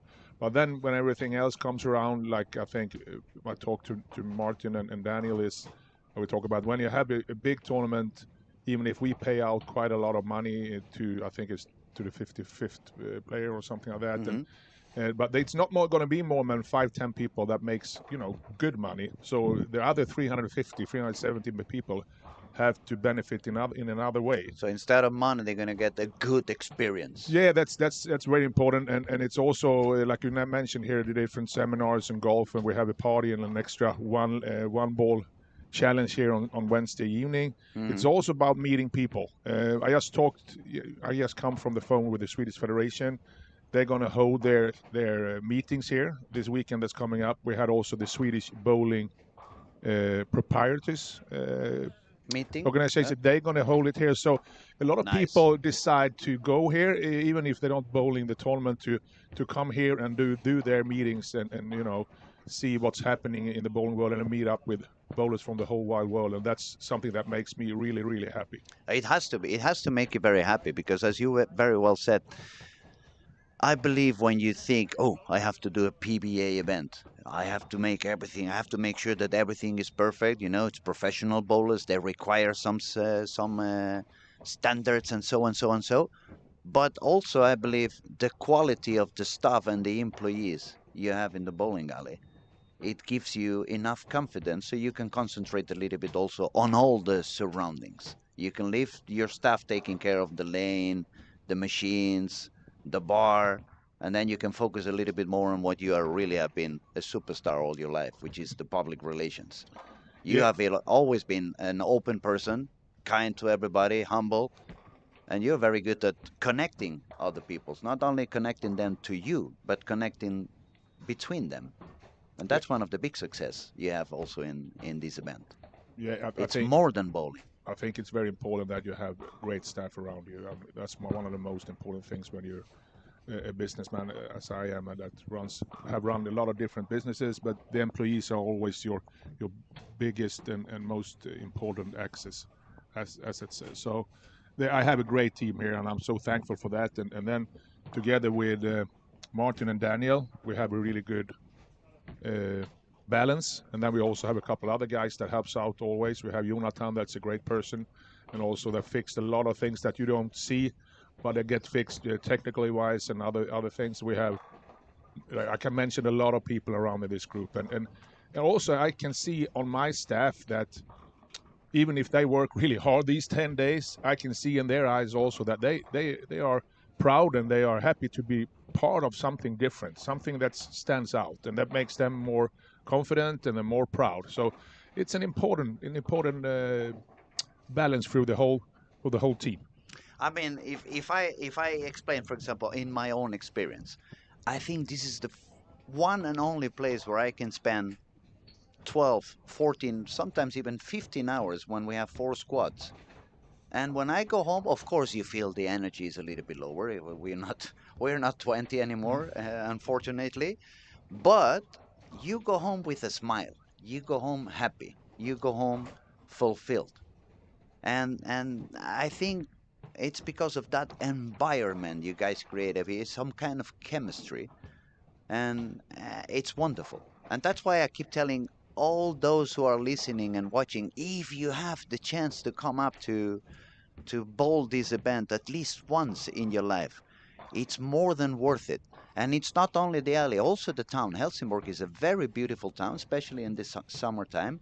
It's not crazy hot like we have in the south of Europe, but it's not crazy cold like you have guys have in winter. So it's pretty nice temperature. The food is nice. The restaurants are nice. The old town, it's beautiful to watch. That big park you guys have in the middle of town, it's beautiful. About the castle, yeah. Yeah, exactly. Yeah. So it's a place where, and it's easy to arrive because not every place in Sweden it's easy to get into. No, I mean it's not long walks to anything at all. You can walk from the bowl to the city here in 15 minutes. You can walk to the beach in 20-25, and it's very convenient in that way. And it's a town that I'm very proud of to be part of. And it's also one of the most important sponsors to this event is actually the city itself. So it sponsors us with quite some money, and they help us out with a lot of stuff. So it's a very, very important thing that we have them behind us. That's cool. Patrick, you think we should have a look a little bit the standings? We have refreshed the scores. Yeah, after I see Frankie's doing really well. He's 97 over after 3 games. He Yeah, only struggled a little bit on lane 13 and 14, but me and Victor, we said that we were actually wondering how it was going to be on that second game because both Francois and Ryan just got into 13 and 14, which was the lane where Andrew Anderson started at the beginning, and he had the 160 game. So we were wondering what was going to happen, but as soon as they got out of that lane, they seem to have gone back quite high. Yeah. And then we have Dario from Germany. He's got 68 over. Petter Hellström from Sverige is 60 over. And then we have Andrew Anderson, who is already 50 over after that 160 game on that pair I was commenting on 13 and 14. But now he seems to feel quite strong, quite steady, 240, 240. He has been bowling somewhere around 23, 24 in the arrows, not sending it too far out. But the body language is already telling us like he's feeling confident, and he had quite a successful season. Now when he started bowling for Global, it was a very good season for him and at the PBA. Yeah, Andrew is of course very close to us here in Helsingborg because he has played for our local team, and I actually one of his sponsors. I sponsor 2 players at the moment on PBA Tour, and it's Jesper Svensson and Andrew Anderson. So I had a pretty happy time here this spring when they both won a couple of really nice big titles. events over there. Yeah. Great people. I mean, I know how hard they work and how serious they are about their sport. So I'm happy to be helping them out a little bit and hopefully giving them some help. So Andrew is looking good now. He was struggling in the beginning. I talked a little bit to the guys that bowl with him. He stroked a lot actually in the practice. But it's something that happened, I see, through the first squads here, that it changes pretty quick. The changes yeah, are even much, if it feels pretty good, than... and then you think maybe, I'm going to have a good start here, but just when you're starting, the lane starts to change. Yeah. So but he bounced back really well here in lane 2. Game 2 and 3. Yeah. Mm-hmm. But then we have the big names up there. I mean, I don't know that much about Dario, but obviously he's not the bad bowler. I mean, then we have Peter Hellström. Is I believe one of the bowlers that bowls the most in Sweden, and he's over 50 years old, but he is a great bowler, good shot maker. And then also Christian Ascona is also from the PBA. Yeah. So they're good bowlers up there. And then we have some of the locals and some of the people you brought also, or they have brought themselves into Helsingborg, like Tomo. He's struggling a little bit now. He's 60 under or 58 under. Is in the 26th position. But we have a lot of young talented bowlers on this squad as well. We have Nora. We have the sisters, the twins. The twin sisters from Denmark. We have Carl Eklund. and we have the guy from Czech Republic. Now the name has gone away. He's gonna kill me when he listens to. I forgot his name. Andre, yeah, he Andre. bowled really well. I think it Andre. was his second squad or something. Yeah. Yeah. Yeah, Me. he had a big success here also in the Youth 21 World Cup we had here in June. So he's getting there. The Czech players are improving a lot. I like that. They have a good coach. They have a good relationship with the players, and they seems to make a real run for it here now. They go to more and more tournaments. Good for them. It looks like this part of Europe has grown up a lot the last 4 or 5 years. Czech Republic, Slovenia, these countries down there. I remember 25, 30 years ago, they were even lower than we did. And when I mean we, I am talking about Spanish team, and we are always in the group of the bottom. We are never at Yeah, the but top. we see some change. And I mean, I think there was a big breakthrough with Italy actually in Hong Kong. Hmm. I believe that was in 2000, or maybe 17, 18. I don't remember. I was actually coaching there, but I don't remember the year. Yeah. But they won the team event there in the World Championships, and after that they have been really successful. They have a handful of really good players. We saw also now in Aalborg European Championship, Fiorentino Antonio Fiorentino. He's going to played come really here well. He's as well. coming here. We have Pongolino is a great bowler also. Nicola, Damiano, he's another great bowler. So I think maybe that's also one part that they can actually see that, because it's always been Finland it's a great country. Denmark has been very successful, and of course Sweden. But we can see that if Italy can do that run for so many years, I think a lot of other countries also believe that, well, it's possible. It's possible to be. Kind of giving them the inspiration that it can be done. It I just hope so. requires a little bit of work, but it can Yeah. be done. Yeah. All right, let's see what's going on the lanes at the moment. We have Andrew, 5 in a row for Dario on lane 3 and 4. oh wow. Started with the front 5. Then we have on 5 and 6 Nora Turkey split double. So she's really working on trying to stay above the par. As I was talking to Victor when we compared the squad that Emma bowled yesterday, she had 76 over on the first 2 games. But Yes. then when the transition showed up, it was a little bit tougher for her to get the ball to work properly as she was moving deeper. And but we said probably for Nora is going to be the opposite. Probably for Nora, when she moves in, she's not going to feel that uncomfortable. She's got the power, she's got the reps, the ball's going to work for her. She's going to get the pins to fly anyway. It doesn't matter how deep you move her. So I'm kind of waiting to see what goes on by now that transition is actually here, right? We are on 4, 5, 6, the last 3 games of the squad. Obviously, the fresh, it's gone. The pattern is no longer what the machine did. Now the pattern is what the bowlers are doing with it. And it's going to be interesting to see how she manages on that. And then the PBA guys, they have spread a little bit around. Andrew Anderson is also on 5 and 6. No doubles yet. It's like even. No doubles. No but doubles, no opens. open frames. And then Ryan and Francois, they were playing together. But I've lost them. Ryan Barnes had some problems this game, unfortunately. He's Which lane are they on? Oh, there, 9 and 10. Yeah. 9 and 10. And after that, Frankie also ran into some troubles with Couple 2 of splits. splits. But strike again now, yeah. But that's what we're seeing. We're seeing this first 9-10 squads. It's very easy to get into troubles. And I talked actually to James Blomgren. That's one of the best bowlers here in Sweden. And he shot like, I think it was 80 over. The last squad he bowled here before he went back home. He's going to come back later this week.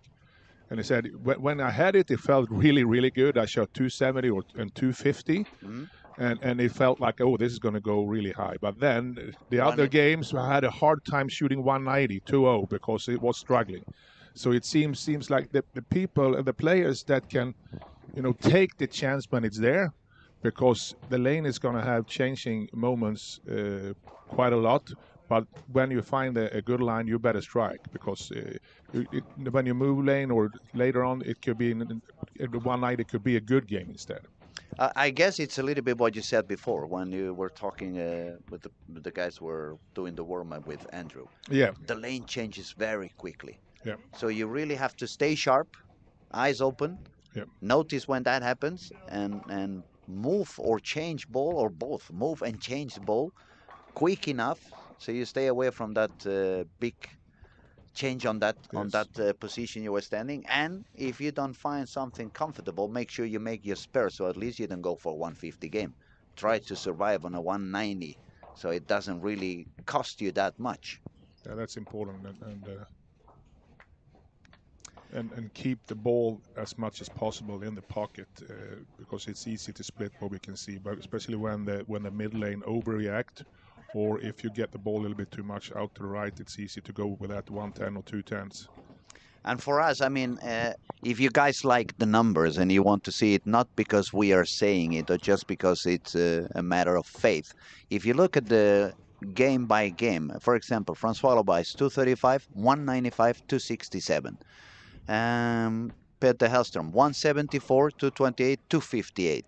Andrew Anderson, 160, 240, 240. What I mean is, okay, except Christian with 202, 227, Dario is 211. actually pretty That's decent quite also, yeah. steady. But what you see on the guys scoring high, everyone on top 9 except Christian has a 160 or 170 game. Dario is doing good also, and he's actually going on a big one here.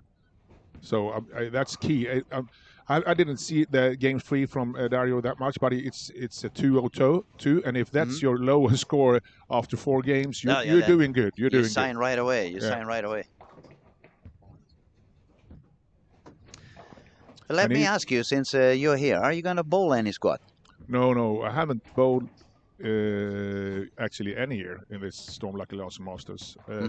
The first couple of years, I had some thoughts about doing it, but we were actually, in the beginning when we started this here in Helsingborg and Olympia, you were so many things to do, so many things to make sure that it was working. So I felt like my brain was somewhere else, and I had to be, always concentrating to see everything functional. But I don't have that craving to bowl at the moment. No, I had some back problems. For me, I love the social part of this event, and also, of course, watch a lot of good bowling and see young bowlers and new bowlers, break through and all that.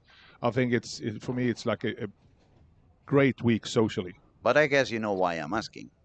It's because the way I see the lanes are moving, and the line that is more playful, if this been for 10 years ago, I would probably like this. That's what I'm meaning. Yeah. I mean, I remember when you won the Danish Masters. I won a lot of tournaments when it was to the left of 25. Really deep inside. Yeah, but I wasn't always there. Yeah. I lived too far away. That one I remember perfectly because for me it was a shock. I was pretty young back then when you won that one. I was maybe around 16 years old, something like that, 16, 17. I haven't been gone out of Spain very often. I played a few tournaments with you, Thomas, Bowman, etc. But it was never one of those reverse blocks like it was on the Danish Masters. So the fact that I could see you throwing the ball on the 6th arrow, it was the first time in my life that I could see somebody bowling that deep inside. So of course it caused an impact in me that I still remember today.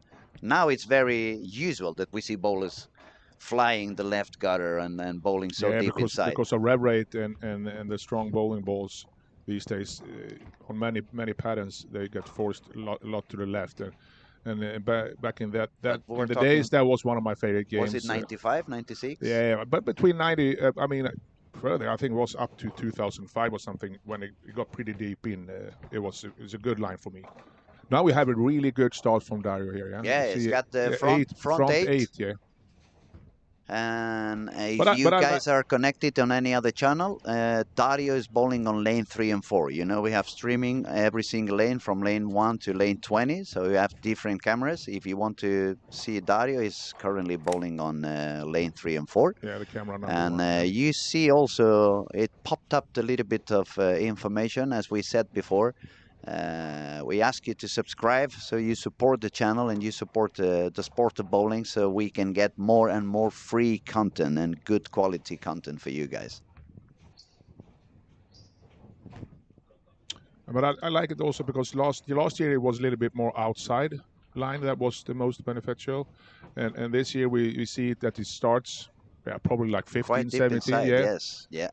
And this is also a goal that we have. I mean, mostly of the sports part is Martin, and of course he works together with Kegel and discuss what we're trying to do every year. Of course, it's going to be challenging, and some years it's going to be a little bit higher, and some years it's going to be a little bit lower. But we want to have different challenges, not the same every year. So No, I think we are successful so far.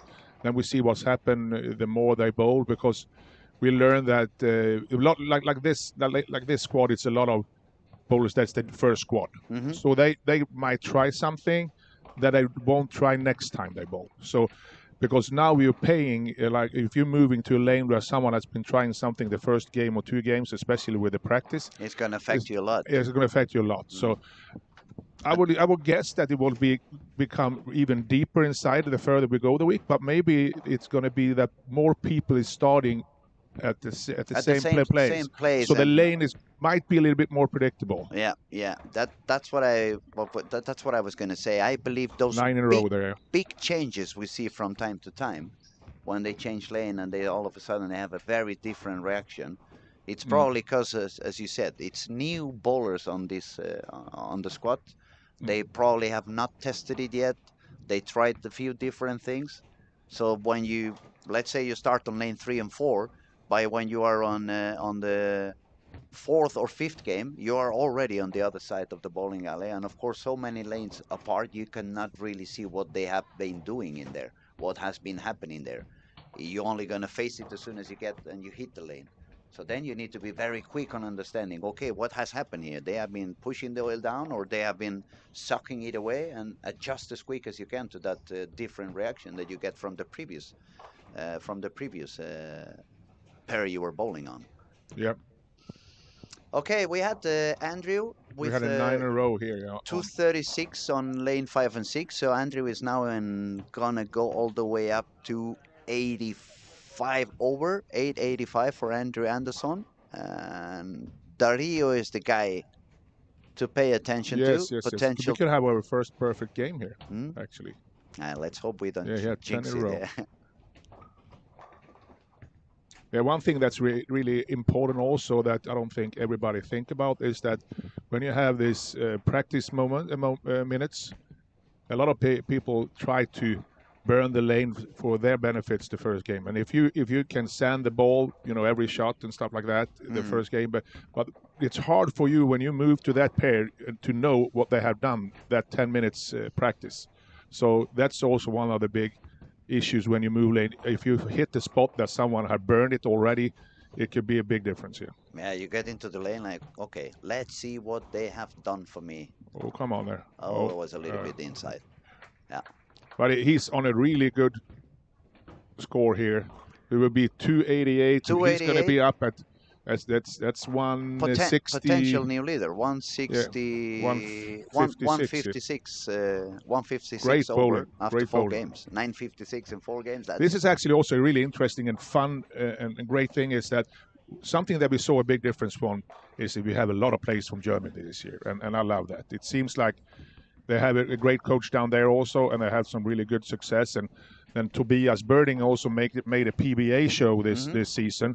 Hopefully that could be something that's inspirational for the Germans, because we know that Germany has a strong bowling culture, and it's so good to see that so many Germans are actually coming here. They did very good as well also in June on the under 21 competition. Yeah. Especially the girl, Fiona. Yeah. Yes. She bowled really, really good. Very impressive two-handed bowler. Very powerful. And they have one of my favorite bowling centers. Which is? Munich, yeah? Munich? Yeah. Is that the one that runs... I was talking earlier about Hakim... Dream Bowl. Hakim Grabowski. Great bowling center. I really hope that we get some good tournaments down there again. We hope so. I remember when I was a kid, it was super popular, the Golden Bowling Tour. Yeah, but that was a little bit everywhere. I remember I went to everything between, I think it was Hamburg, Düsseldorf. It was... let's see, Frankfurt at that American military. But it was very popular for the Swedish bowlers. You went down there, and the Golden Bowling Tour, when they showed on the Eurosport, it was a always great Swedish tour. people not only bowling the step ladder finals, but also on the crowd. Yes. That was a great tour. Ludwigshafen was also one stop. True. And they changed a little bit also between years. That was a lot of fun. Okay, we have a good game now for Andre on lane, I think it's 13 Yeah, and he's 14. also been good at not shooting any low games today. So he's still in there, like with 7 over. 206, Actually, 200, really 201. Now steady. working for a potential 245. Yeah, they will put him up there again. And this kid is so talented. I mean, he can really bowl. Yeah, he's a nice guy, and he has some talent for sure. And I was saying a little bit earlier when we were talking about Hakim, the Malaysian guy, when he bowled yesterday. I said that when I saw him live, it impressed me because I have seen him when he won the PBA title. I happened to see that match on YouTube. But when I saw him yesterday, he looks even more consistent, even more powerful, even more like very solid. Very, very solid bowler. It was very nice to watch him bowl. And that's another reason for a little bit lower skilled bowlers, if they have the chance or the opportunity to come up here and witness a tournament like that. I mean, it's not only about bowling and putting yourself against the best in the world, which is also an experience that then you can talk about when you go back home and explain to your friends. I had the chance to bowl with Andrew Anderson. I had the chance to bowl with Francois Lavoie. I met Ryan Barnes. I met Jasper Spencer. But also the amount of great talented bowlers passing through the lanes this week. I mean, if you love the game, if you like the game, it's one of those weeks that you really enjoy because on every single squad there is at least 4 or 5 bowlers that you are gonna idolize. They are superstars. Yeah, they are, and it's also about building connections. I mean, Hakim comes here by himself. I think that's impressive in just only All that. the way from Malaysia. From Malaysia, and Malaysia, we know there's also a big history in bowling, and they treat the sport really nice down there professionally, and they have a great program, great coaches, and they have this pyramid bowling in Kuala Lumpur that I love. That we played some really big ones, and for Hakim, hopefully he meets a lot of friends from Europe here and connect more. Mm-hmm. And that's what's happened when I travel all around the world together with Thomas and Tori and them.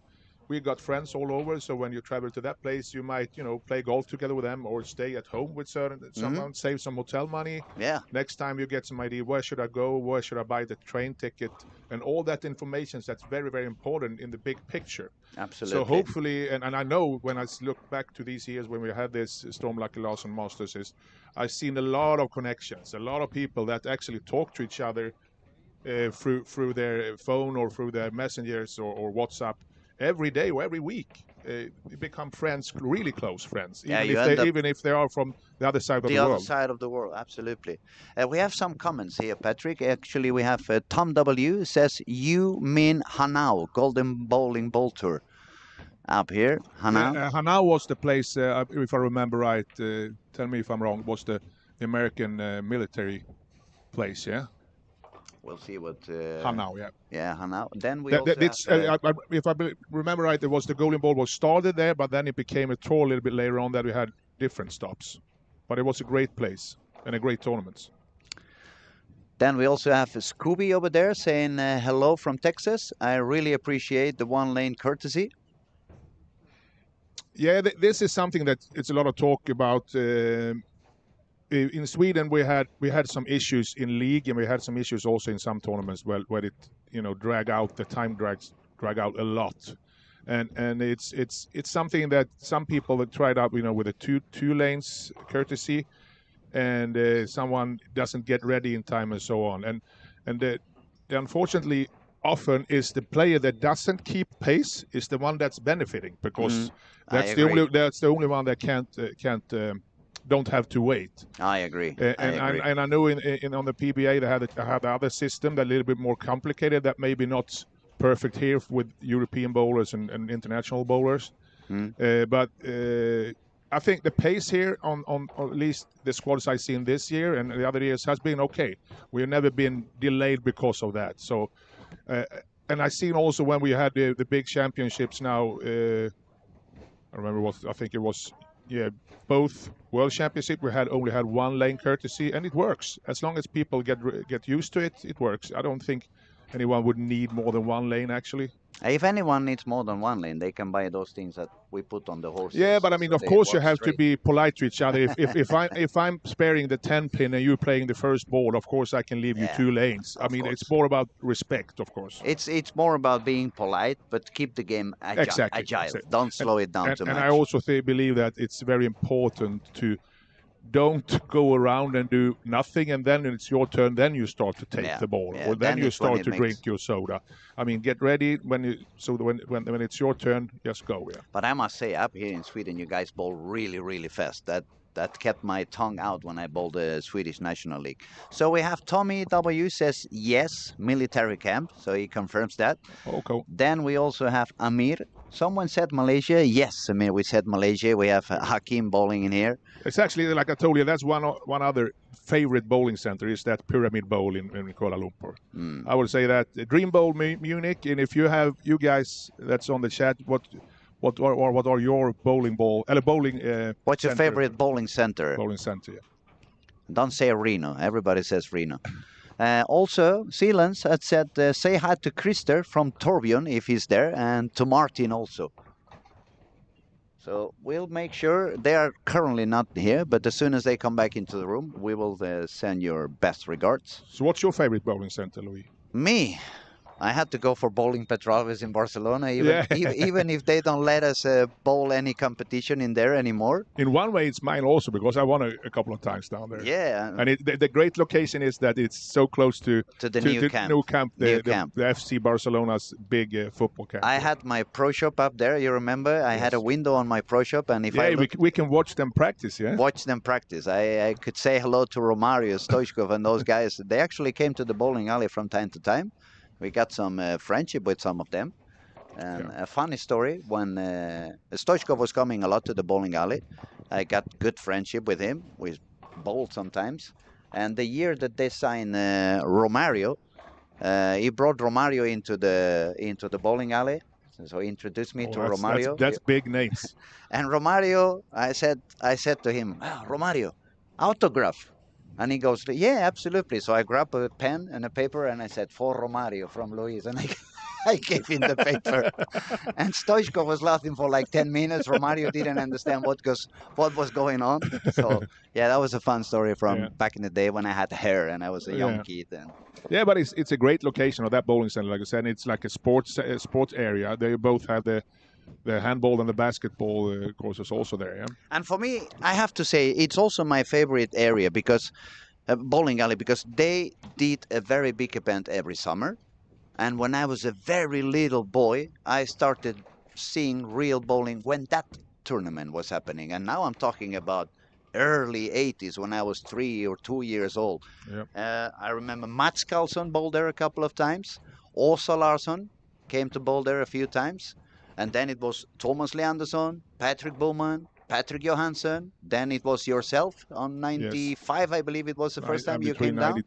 Even 93 or something. I won in Mallorca, I think 93, and then we went directly to Barcelona. Yeah. We had that flight, 20 minutes flight from Mallorca. 20 minutes flight, yeah. 20 minutes flight. But what I mean is it discovered real bowling to me.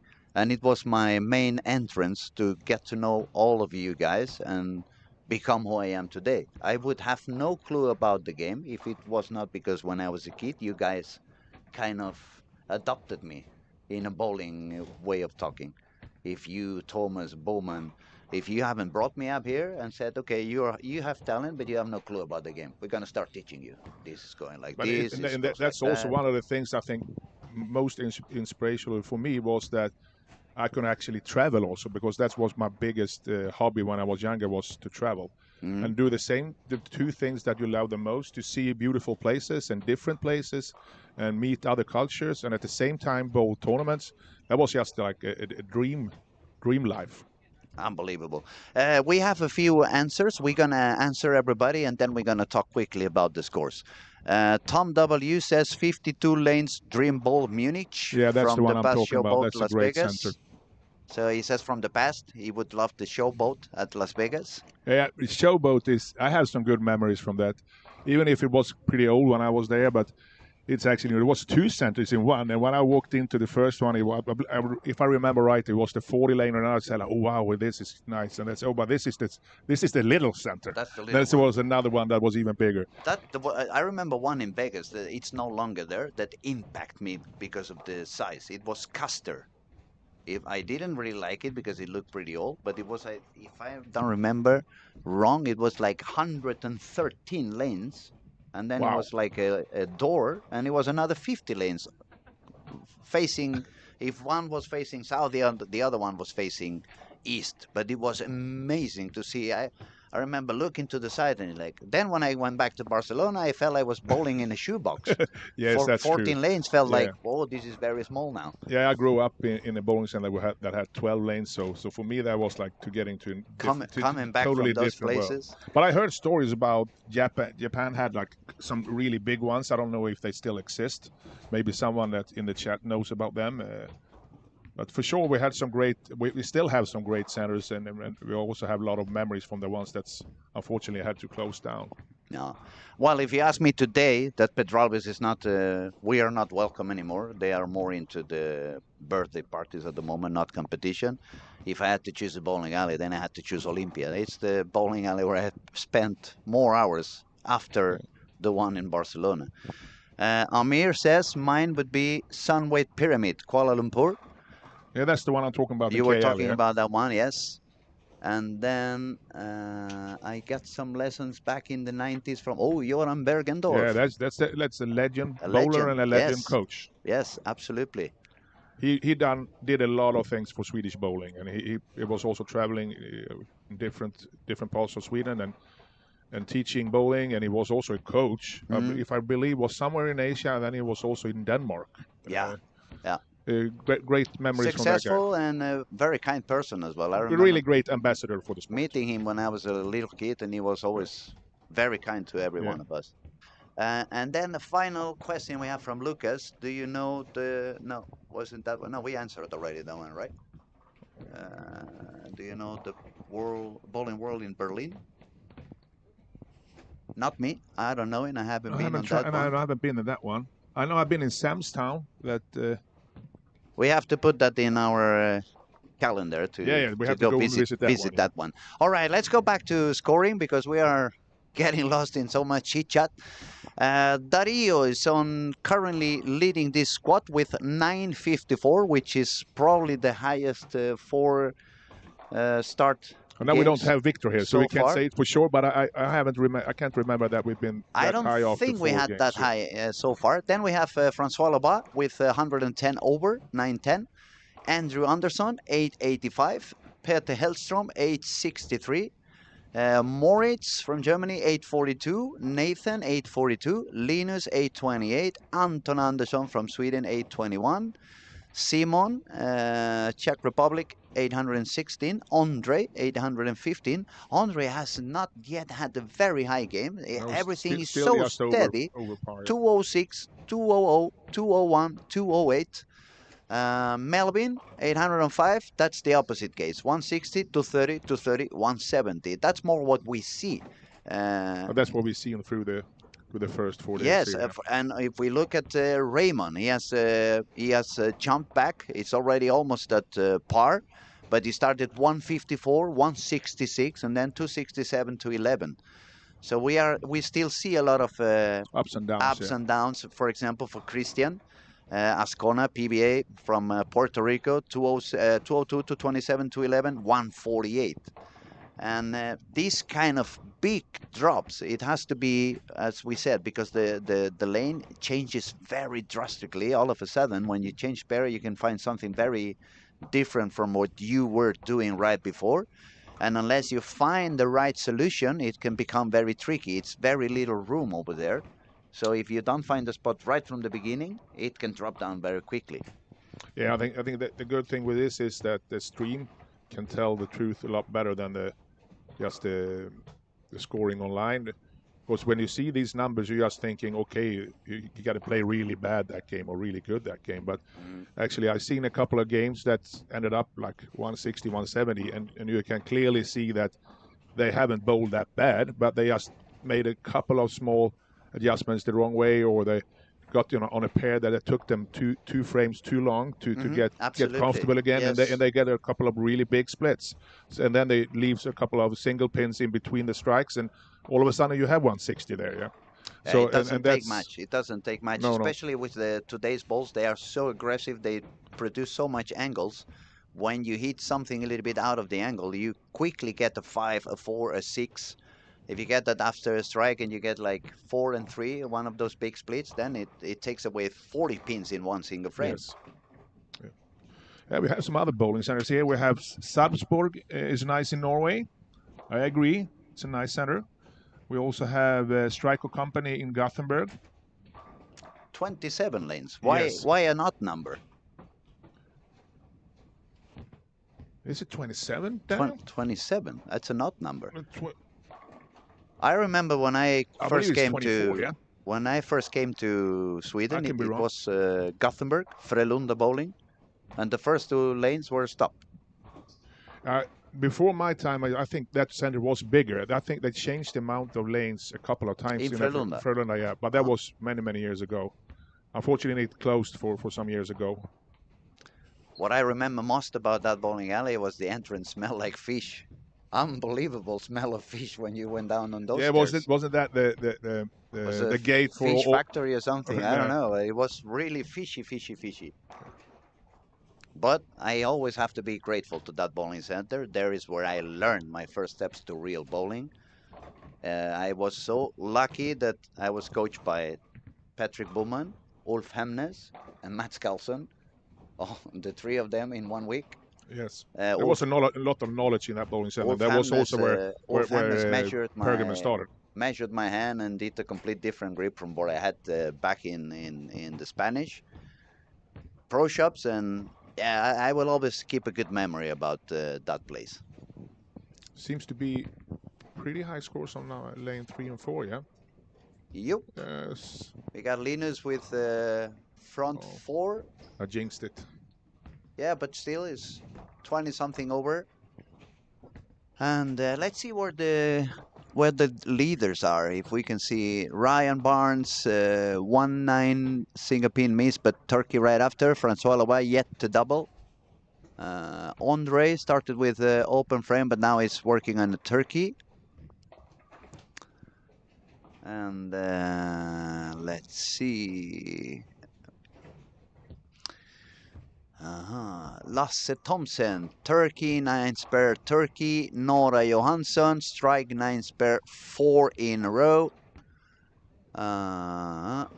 Ben Robinson started with a split, but now 5 in a row.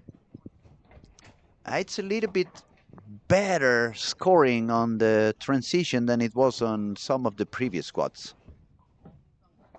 They are bowling really deep inside, some of them, and the problem is when you get too deep, if you miss a little bit left, then you don't find more oil, you find a little bit less oil because you are going already into the lefties area. Dario, the leader, it's with no doubles but no mistakes so far, so he's holding up, but he's also bowling on lane 9 and 20. We said that pair is a little bit tougher. And if you guys remember, we were asking what you thought was going to be the highest game in on those 2 pairs on game 5 and 6, 17 and 18 and 19 and 20. 17 and 18 we were asking because it looked a little bit hard at the beginning of the squat, and 19 and 20 because for some reason it seems to be one of the toughest parents during the week. We actually had some stats there. I don't have it in front of me now, but this has changed a little bit depending on what pattern we're at. But normally when we play league here, normally actually 17-18 is a pretty good pair. We had some, for some years ago, the 20 was more hooking. It's still hooking more for some players, but not as much as it used to do. We fixed the lanes a little bit here for a couple of years ago. You fixed the topography? Yeah, but it's also something that's really weird, Louis. You know, we've been in so many different bowling centers, Mm-hmm. and it's often the end lane or the starting lane is a Yeah, little bit it's different. always a little bit different. Or I if you have a pole like in the middle of the center, it's the ones that get Yes, close to that, it yes. seems like it's hard to get the lane perfectly.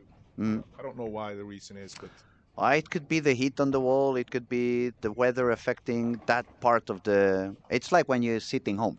It's not the Yeah. same temperature exactly when you're sitting in the sofa in front of the TV or when you get to that room Yeah, that that's it's true. not used that Yeah. that often. I mean, even if you have the central air condition or a central heater, it's not exactly the same temperature in all over the apartment, and that's we're talking about 60 to 100, or maybe if you're very rich, Yes. 200 square meters. In a bowling alley, we're talking 2,000 square meters. So Nora got lucky there. Got a Brooklyn after a string of strikes. it's a Yeah, lot. that's true. It's a lot of things that affects the lane pattern, of course. Especially like I talked about before. What do the players do through practice, or what do they do the first games and the games before you go Mhm. there? We have different temperatures, humidity, different oils, different surfaces. So it's a lot of things that make the changes. We have a commentary here. Frederick, he says, take a look at Ben Robinson throwing it straight far out the lanes. I just saw that. That's an interesting thing, and he's also striking. So, let's see, what was his score before this one? Oh, now it disappeared for us here. Well, he's got 957 And it seems like he's using and 157 on this game, so that means he was on a par. Yeah. 800. 204, And he has a big 222, score coming 191, up now. That's an 183. interesting move. I've seen a couple of players try it, and it seems to be successful for a short while. But most of the people I've seen try it have left it after a while. But this is also something that's interesting. If someone will do something successful on a different area in the lane, a lot of people try the same. I guess what he's trying to do, it reminds me a little bit what I did when I was a lot younger and I couldn't really rev the ball that much. So my easiest. But he can rev it. Ben can rev it. No, but what I mean is when I couldn't do it, I could never move deeper. It was nonsense for me because I could never get the ball to come back. So whenever I hit some traffic, I moved further outside and tried to use the hold on my left. Because obviously here you cannot move outside and send it to the gutter because it's not going to work. But if you manage to take away some reps and try to bowl the ball a little bit straighter, then you can try to stay away from the traffic. If we have been saying everybody's using, let's say, from 16 and deeper. So if you go all the way on yourself on where the break point should be limited, like let's say on board 9, but you don't send it out, you just stay completely straight, like if you were bowling on the gutter. Well, this is what we see. Even if the pattern seems to be that chase left for a right-hander, but if the lane gets really destroyed and the score level goes down, we can see that the players that can hold it really straight and don't, like I said, send it from you. That actually could be a solution to score well, or at least okay. We might not score the highest, but if the score level goes down to when 200 and 220 is good, that's. It could give you a chance. It could give you a chance, yeah. It could give you definitely a chance. We're gonna watch Ben here again now and see. It looked like it was a urethane U78, but I looked really quick, so we can take a look here. Or we can see now we have the screen a little bit bigger, so it should be easier for us to find out what he's doing. Carl is doing completely the opposite. He's jumping the gutter on the left side. Oh, it's a black ball, yeah. Cannot be the pitch black. Well, he's having a hammer shirt, so maybe it's a black hammer. Probably is, yeah. Yes, that was not the best shot. Still a good game. I mean, makes the spare here, so he actually comes up with. We're at 250. It's going to be a very solid high game for sure. And It's going to be interesting to see what happens with the lane on the next pair. Yeah. Is he going to stay out there or is he going to move back inside? Of course, it's always quite a difference because on the left side it's not as much traffic. But we also talked to James about that. If he could feel the heads when all the right-handers goes deep into the left. True, So it's true. always been a discussion, and some say it's not possible. Some say it, for sure it's got some difference. Could also be that the lane actually just hooks earlier in the mid lane for left-handers, and they think it's because of the right-handers. Because of the traffic. Yeah, Yeah. it's hard to tell.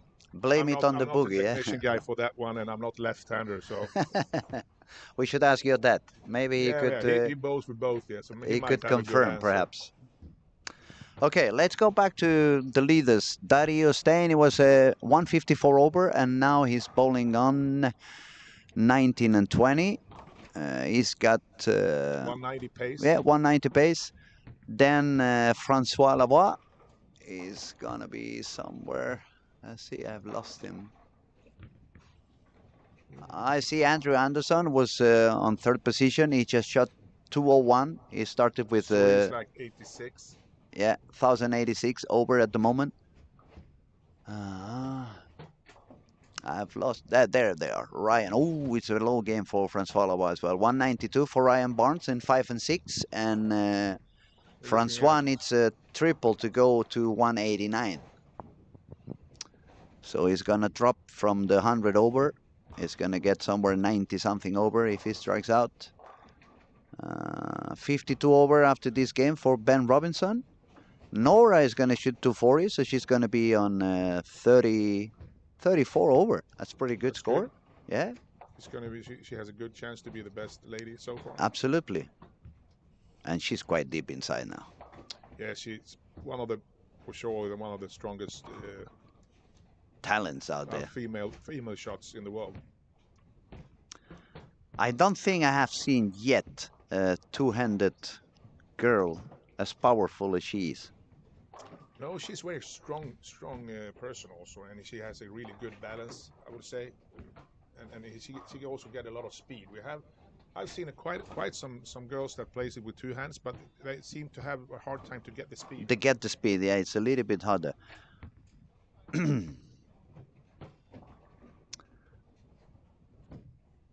It's a big difference, though, between the people who are really still fighting to get 80, 100, 60, 70 over, and those who are lost a little bit their way, then they drop down a lot. It's a lot of 800s. Even a few that's going to be short to 800. So, as we said from the beginning, it's a very demanding pattern. It requires a lot of concentration. It requires a lot of focus. You cannot really let go, because as soon as you let go a little bit, the lane is going to make you pay instantly. Yeah. If you lose your focus or you lose your concentration and you start not even trying, and it's going to become very, very, you're going straight to hell. Yeah, so I think it's two key words will be, you have to have patience and also confidence, because even if you see your score going down a little bit, you still have to believe in your decision and make good shots, because otherwise it's going to be easy to go way down in a game or two. Yeah, so you have to make quick adjustments with a good shots, so you can get back in the games, because we see also, even if you start a game, instead of that turning out to 150, 160, save it to 195. That might be even more important than to shoot that 240, 250. Absolutely. Okay, now we are pretty close to get to the end of the fifth game. We will refresh the scores in 2 minutes, 3 minutes more or less, when everyone's done, and then we'll give you a real report on what the standings are. And if you excuse me 1 minute, I'll be right back. I'll let you talk to Patrick for a second. I just need a minute. Yes.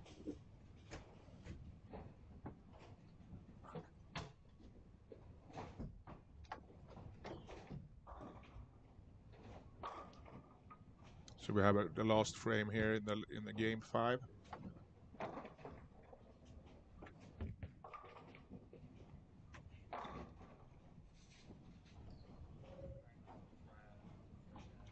Ben Robinson 252 in the end. He spared that 7. So he is doing well from the outside on the left side. So that's going to be interesting what happens there for him in the last game. Maybe he's going to start a new trend here with finding a straighter line further out to the gutter.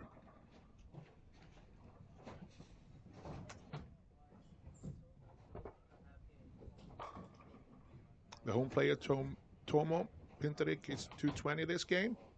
It's actually a really interesting and fun story. He came here 4 years ago and played the Stormlucky Larsen Masters with his mother. And they actually ended up staying more or less. So they moved here just a month or two after that, and he's been here since then. He was just home in Slovenia over the summer with his family, so they're going to stay here for another year. So it's one of the kids or youngsters that's here in the bowling center more or less every day practicing together with the other local youngsters. So it's a really nice community we have here now in the bowl with quite a few of young bowlers that practice a lot. You got this bowling alley a little bit too late. You should have done that 20 years sooner, so you could have adopted me when I was the young talented. Back on microphone, I was just changing my batteries. And we see what Francois did. It was a low game. It was quite a low game. Didn't see what he did in the last frame there, though. They're gone from my site. I had them, but I don't see them anymore.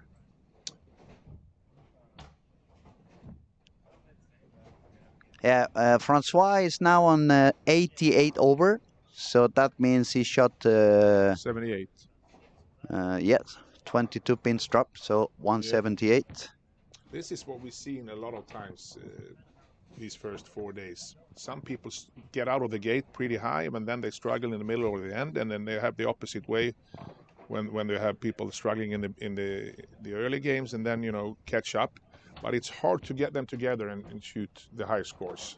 And we see Linus and Linus Schroeder and Peter Hellström. They are making a comeback, getting higher and higher. Linus is now with 71 over after a 243 game on lanes 3 and 4. And Peter is bowling with him also on lane 3 and 4, working on a 234 to go all the way up to 101 over if he strikes. Yep. 10 pins, so 103 over. But that is a pretty high scoring. It seems like 3 and 4 has been a little bit more scoring. Yeah, friendly. This squad is a little bit more friendly. I've been told by the local bowlers that 13 and 14 seem to be the longest lanes. Could it be right? I think they have the same length. Oh, you know what I mean. They play a little longer than the others. Normally, we feel a little bit in the league that's 13 is a little bit less hooking. But for the reason of that, a lot of people knows that they sand the ball even more in the practice. So sometimes when you come there a couple of games later, that's actually hooking more. More so that's because a lot of people get all the knowledge and they adapt to that, so they can actually change things to the opposite direction. So we see here we're going to get scores here in any second, I believe. It's going to be interesting. For what I can see on the naked eye, Peter Hellström 96 over, Andrew Andersson 86 over, Linus Schroeder 71 over, Francois Lavoie 88 over, and Nora Johansson 33 over, Ben Robinson 52 over. And that is 11:32. Yeah, that's Moritz, the German guy, 59 over, still holding over there. Nathan 34 over. Yeah. There we go, and Dario is even after 178. So both Dario and Francois had a very low game now. 178, well, very low for what they were doing. But Dario is still on the top with 132 pins over. So if he shoots to 50, he's going to be the new leader of the event. Yes. And he had a couple of high games. So he's capable. Let's see, which lane is he bowling now on? 15 and 16. But he started with open frame. So I think two players that would be very interesting to follow the last game is of course Ben Robinson that moved out playing straighter, had a good game in the 5th, and also what Andrew going to do this game, because that's the only game that has been struggling actually is the first game, and he's finishing on the same pair as you started. So can he, jump back from that start with 162, even if the lane has changed a lot? So we see. I think that's an interesting thing that Martin came up with, that you should end on your starting lane. This is also because of some people used to sand their balls a lot on practicing, and maybe sometimes destroy the lane. And you don't care about that because you're not going to come back there. But if you're going to come back there, maybe you're not going to destroy it. Yeah, you behave a little bit more. So that's an interesting little angle of the thoughts about that. We see what Ben is. Ben was bowling somewhere in here. He had a strike in a 7 or a double in a 7. I just saw him, but I just slipped my eyes. Where was he? I've seen it 1 minute ago. My apologies. It's too many screens at the same time. And we are getting older, so even with the glasses on, we don't see as much as we used to see. Where's Ben? At least Andrew comes back here with starting with a double. Ben Robinson, yeah, 5 and 6. It was a double and 7-2. So double and 7-2. Yeah, he's bowling even further outside now. Wow, that was really a good reaction. Yeah, really good reaction. That's really going to be interesting. What the lefty is going to do with that. I don't know if the right hand is going to start trying it. I saw Philip Willipson trying it. Yeah, me too. But it didn't work out. Yeah, he got a couple of strikes. He did. I don't know what. I didn't watch the game after that game, but we will see. Of course, when the lanes are this difficult, and you have pretty good bowlers that runs into the same problem every squad, of course they feel sometimes maybe that, okay, I'm just going to try something else, even if it's not very logic. But if you see someone succeeding doing something really different, of course a lot more players going to try that. For sure. And actually, when you said that, I was thinking, young kids like Andre from Czech Republic or Carl, who are so able to bowl backup bowling. Yeah. Maybe if they see that solution working for Ben Robinson as a lefty, maybe they're gonna try to go for that or give it a try at least, because they can do that. Yeah, I mean we have a couple of players that, like we talked about, that starting out okay, and then the opposite thing, that they have a good ending but not good start. So you have good two-handers here that can do both, and if they can figure out the lanes the first 3-4 games, that might be a solution that they go on the left side instead of the last two. Yeah. Especially if they see it's possible to shoot high, going straighter from closer to the gutter. I mean, from the left side. I have to be very honest. When I saw Ben's ball on that last shot that we were watching, and I saw it that far to the gutter, and he still hooked back really good. I said to myself, no way it's coming back. And it came back like maybe it's a reactive ball. I don't know if it's a reactive or urethane. I cannot see from here. Yeah, we have to check that afterwards. We can't see it really here on the TV. But the reaction was really, really strong. You know that, Daniel? Is it urethane or reactive he is using? I don't know, but most likely hammer 78. Yeah, I would guess so also. My guess is the hammer 78. Yeah, if that is a urethane, we will check that later. Really hooked a lot.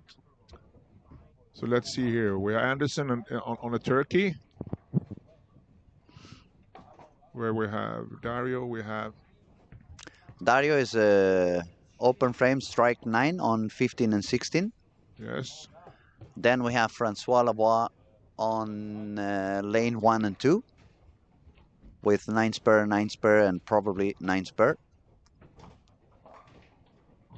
And that changes a little bit, yeah. So then we have Andrew actually going up to 110, 115 at the moment.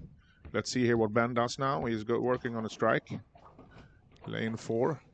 Oh, 6. Lane 6. 6. Sorry. Straight, yeah. Wow. Yeah, it must be a urethane, because now it was a little bit deeper, but the way it moved, actually it looked looks like good, yeah. Yeah, pretty solid. The other bowler that's doing pretty good, it's Linus on lane 19 and 20. Started with the first 3 strikes, and he was already with 71 over. 71 over. So if he has a maybe. We have a couple of guys that has a good shot here the last game. Yeah. To make the cut. So we'll go back to Andrew here, starting with the turkey. Pretty deep inside now, yeah. Oh wow. 4-bagger.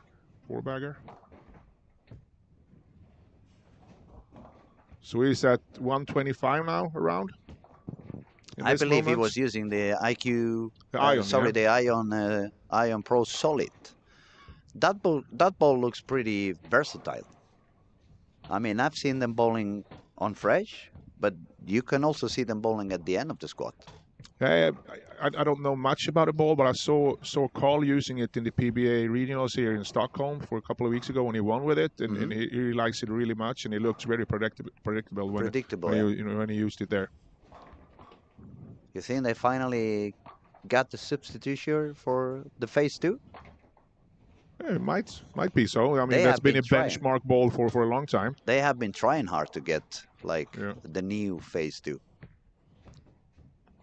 Let's see here now. Ben is just 4 pins over, but that makes him. It still needs some strikes, but it's an interesting move that he does here in the lane.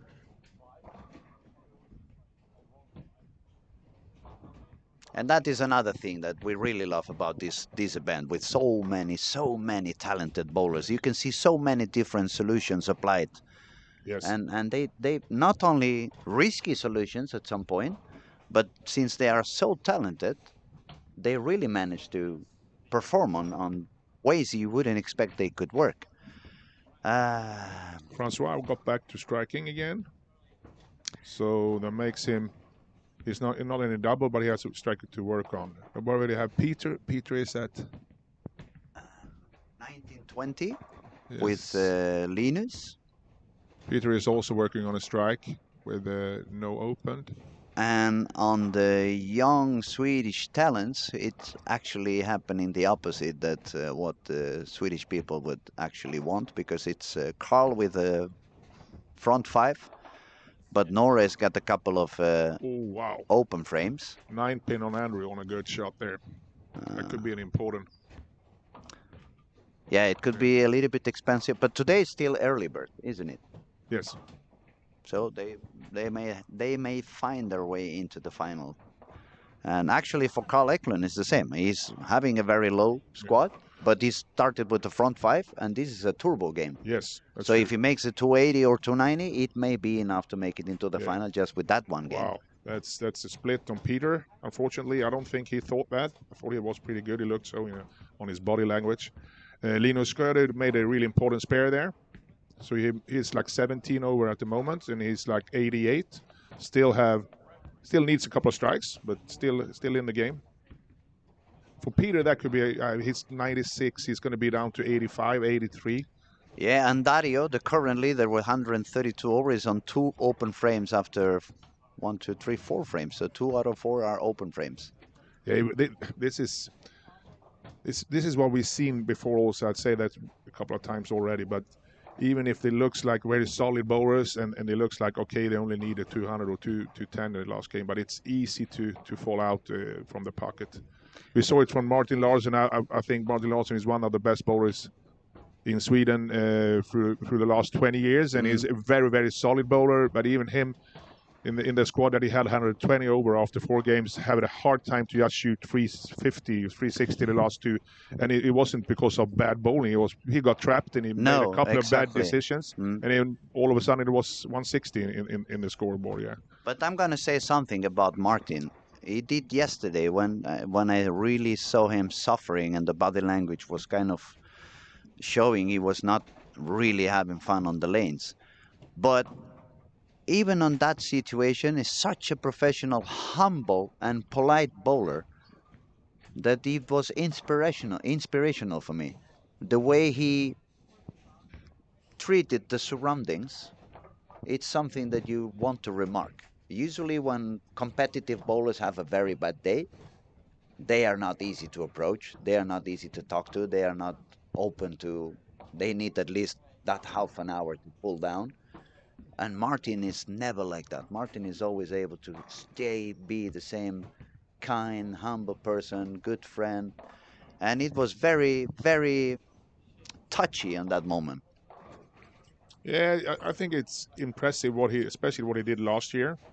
I mean, we had so much things to think about, and especially Martin, and still made the show. Made the show, yeah. Was remarkable. And I used to have something called the Super Series here in the middle of the 2000, Mhm. and I used to bowl that myself, and I know how hard it was to keep the focus on the game instead of all other things around. That are around it, yeah. surrounding the But band. you also have to know that even if it's Martin's tournament, he also fights for a team to the World Championships, and this is the event that after this event they're going to decide gonna that decide. team. So we also have to have respect that Martin needs his room to give himself a chance to make another team Sweden in the World Championships. He's already the guy that has the most championships under his belt for the team Sweden, and that's remarkable. And Yeah. I'm just happy to be friend to one of Sweden's biggest ambassadors.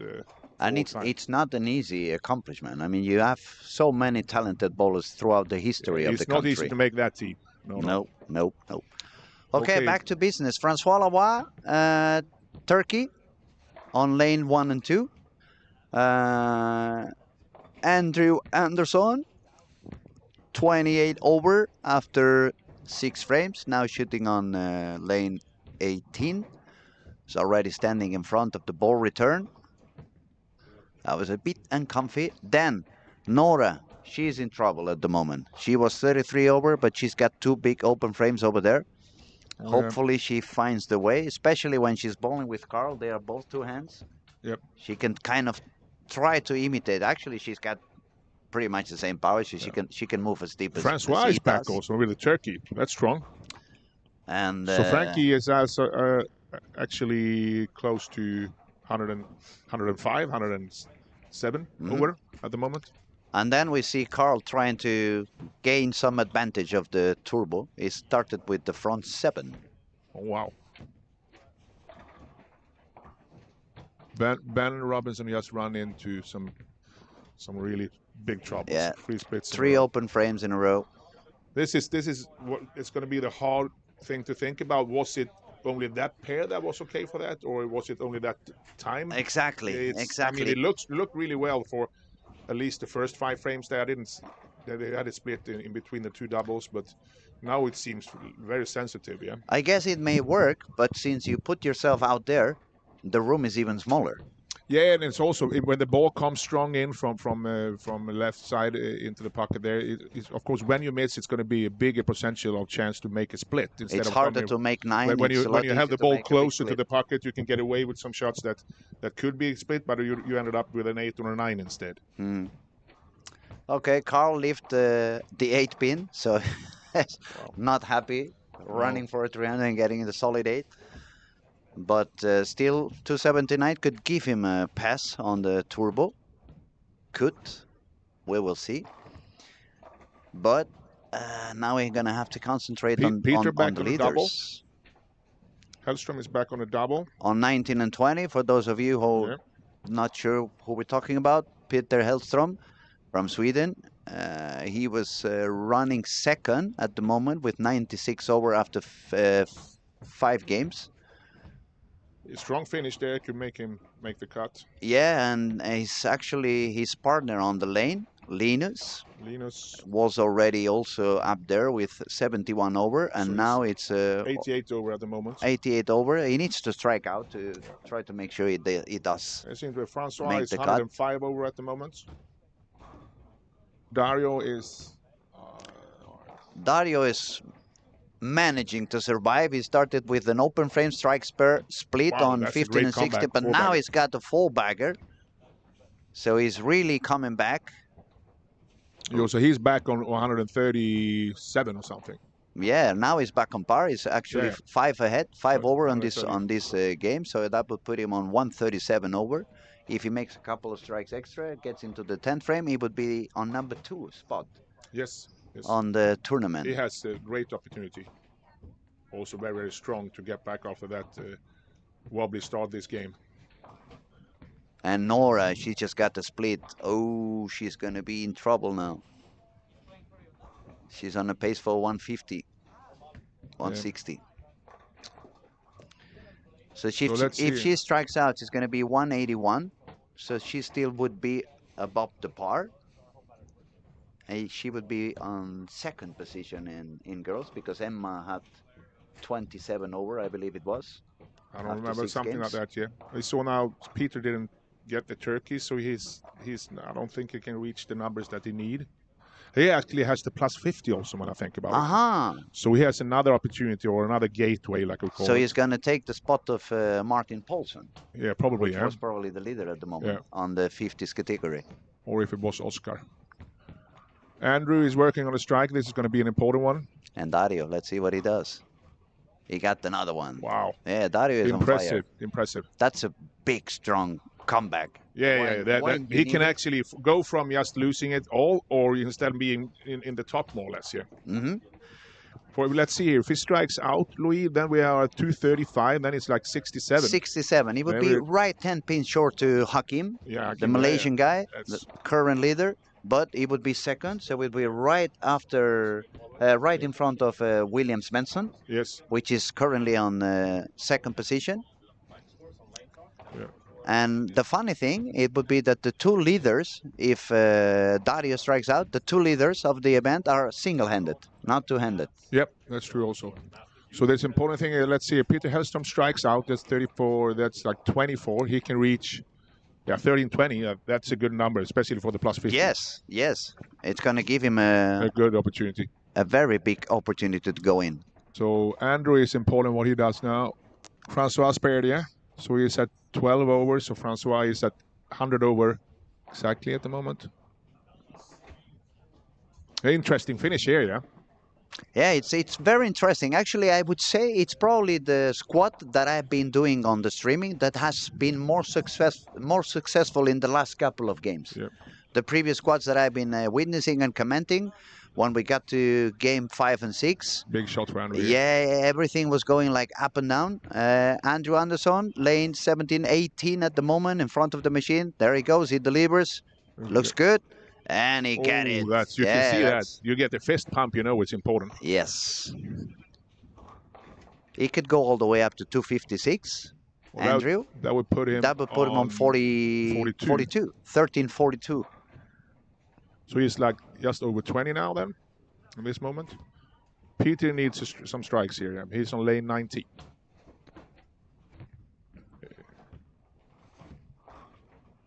Oh, he got a strike again. Oh, that was a nice one, yeah. Wow. Bringing the 9-pin forward. That's impressive. The Germans have some bowlers here. Great finish. Yeah, because we have Dario on top, we have Linus on top 5, and then we have Moritz on the 6th position. Yes. So 3 of them on the first 6 spots of the squad.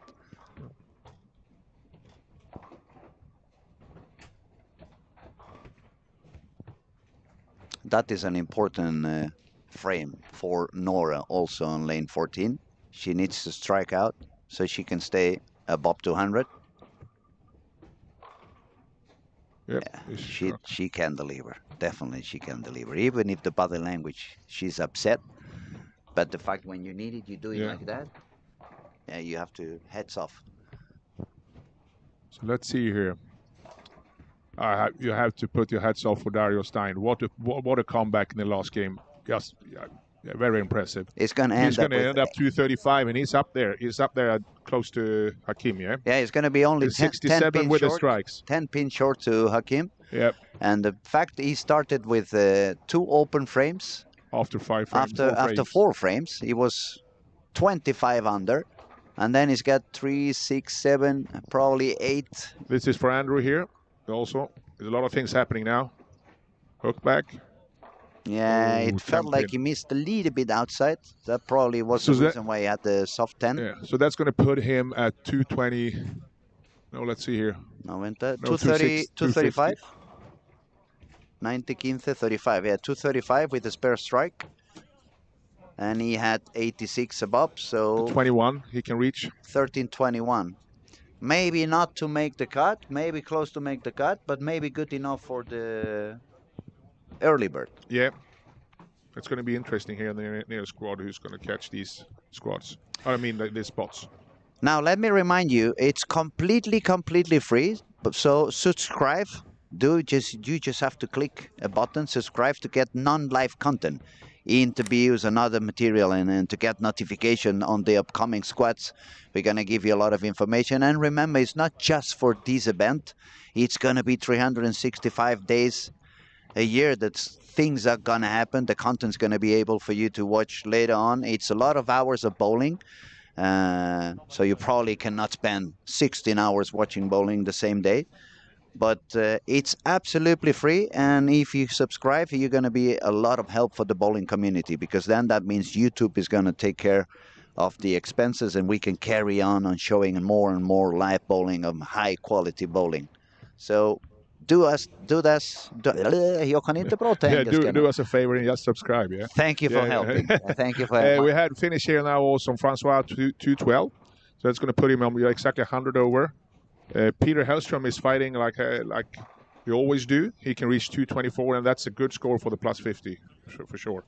And he's going to be at 120. He can actually be, no, Andrew ended up at 235. He's going to be one pin ahead, Peter, even if he strikes out. Even if Peter strikes out. Yeah. Another thing that's really good with the YouTube is that I know that a lot of the young guys that and girls that practice here at the Olympia Bowling, when they play matches and they play tournaments, they can actually go back and they can watch themselves. What happened in that frame when I thought I didn't miss, or if I thought something happened with my ball, and that's very educationally good for them. Not only that. Yesterday I saw one of the Swedish kids, Albin. I don't remember his surname at the moment. Please excuse me, Albin.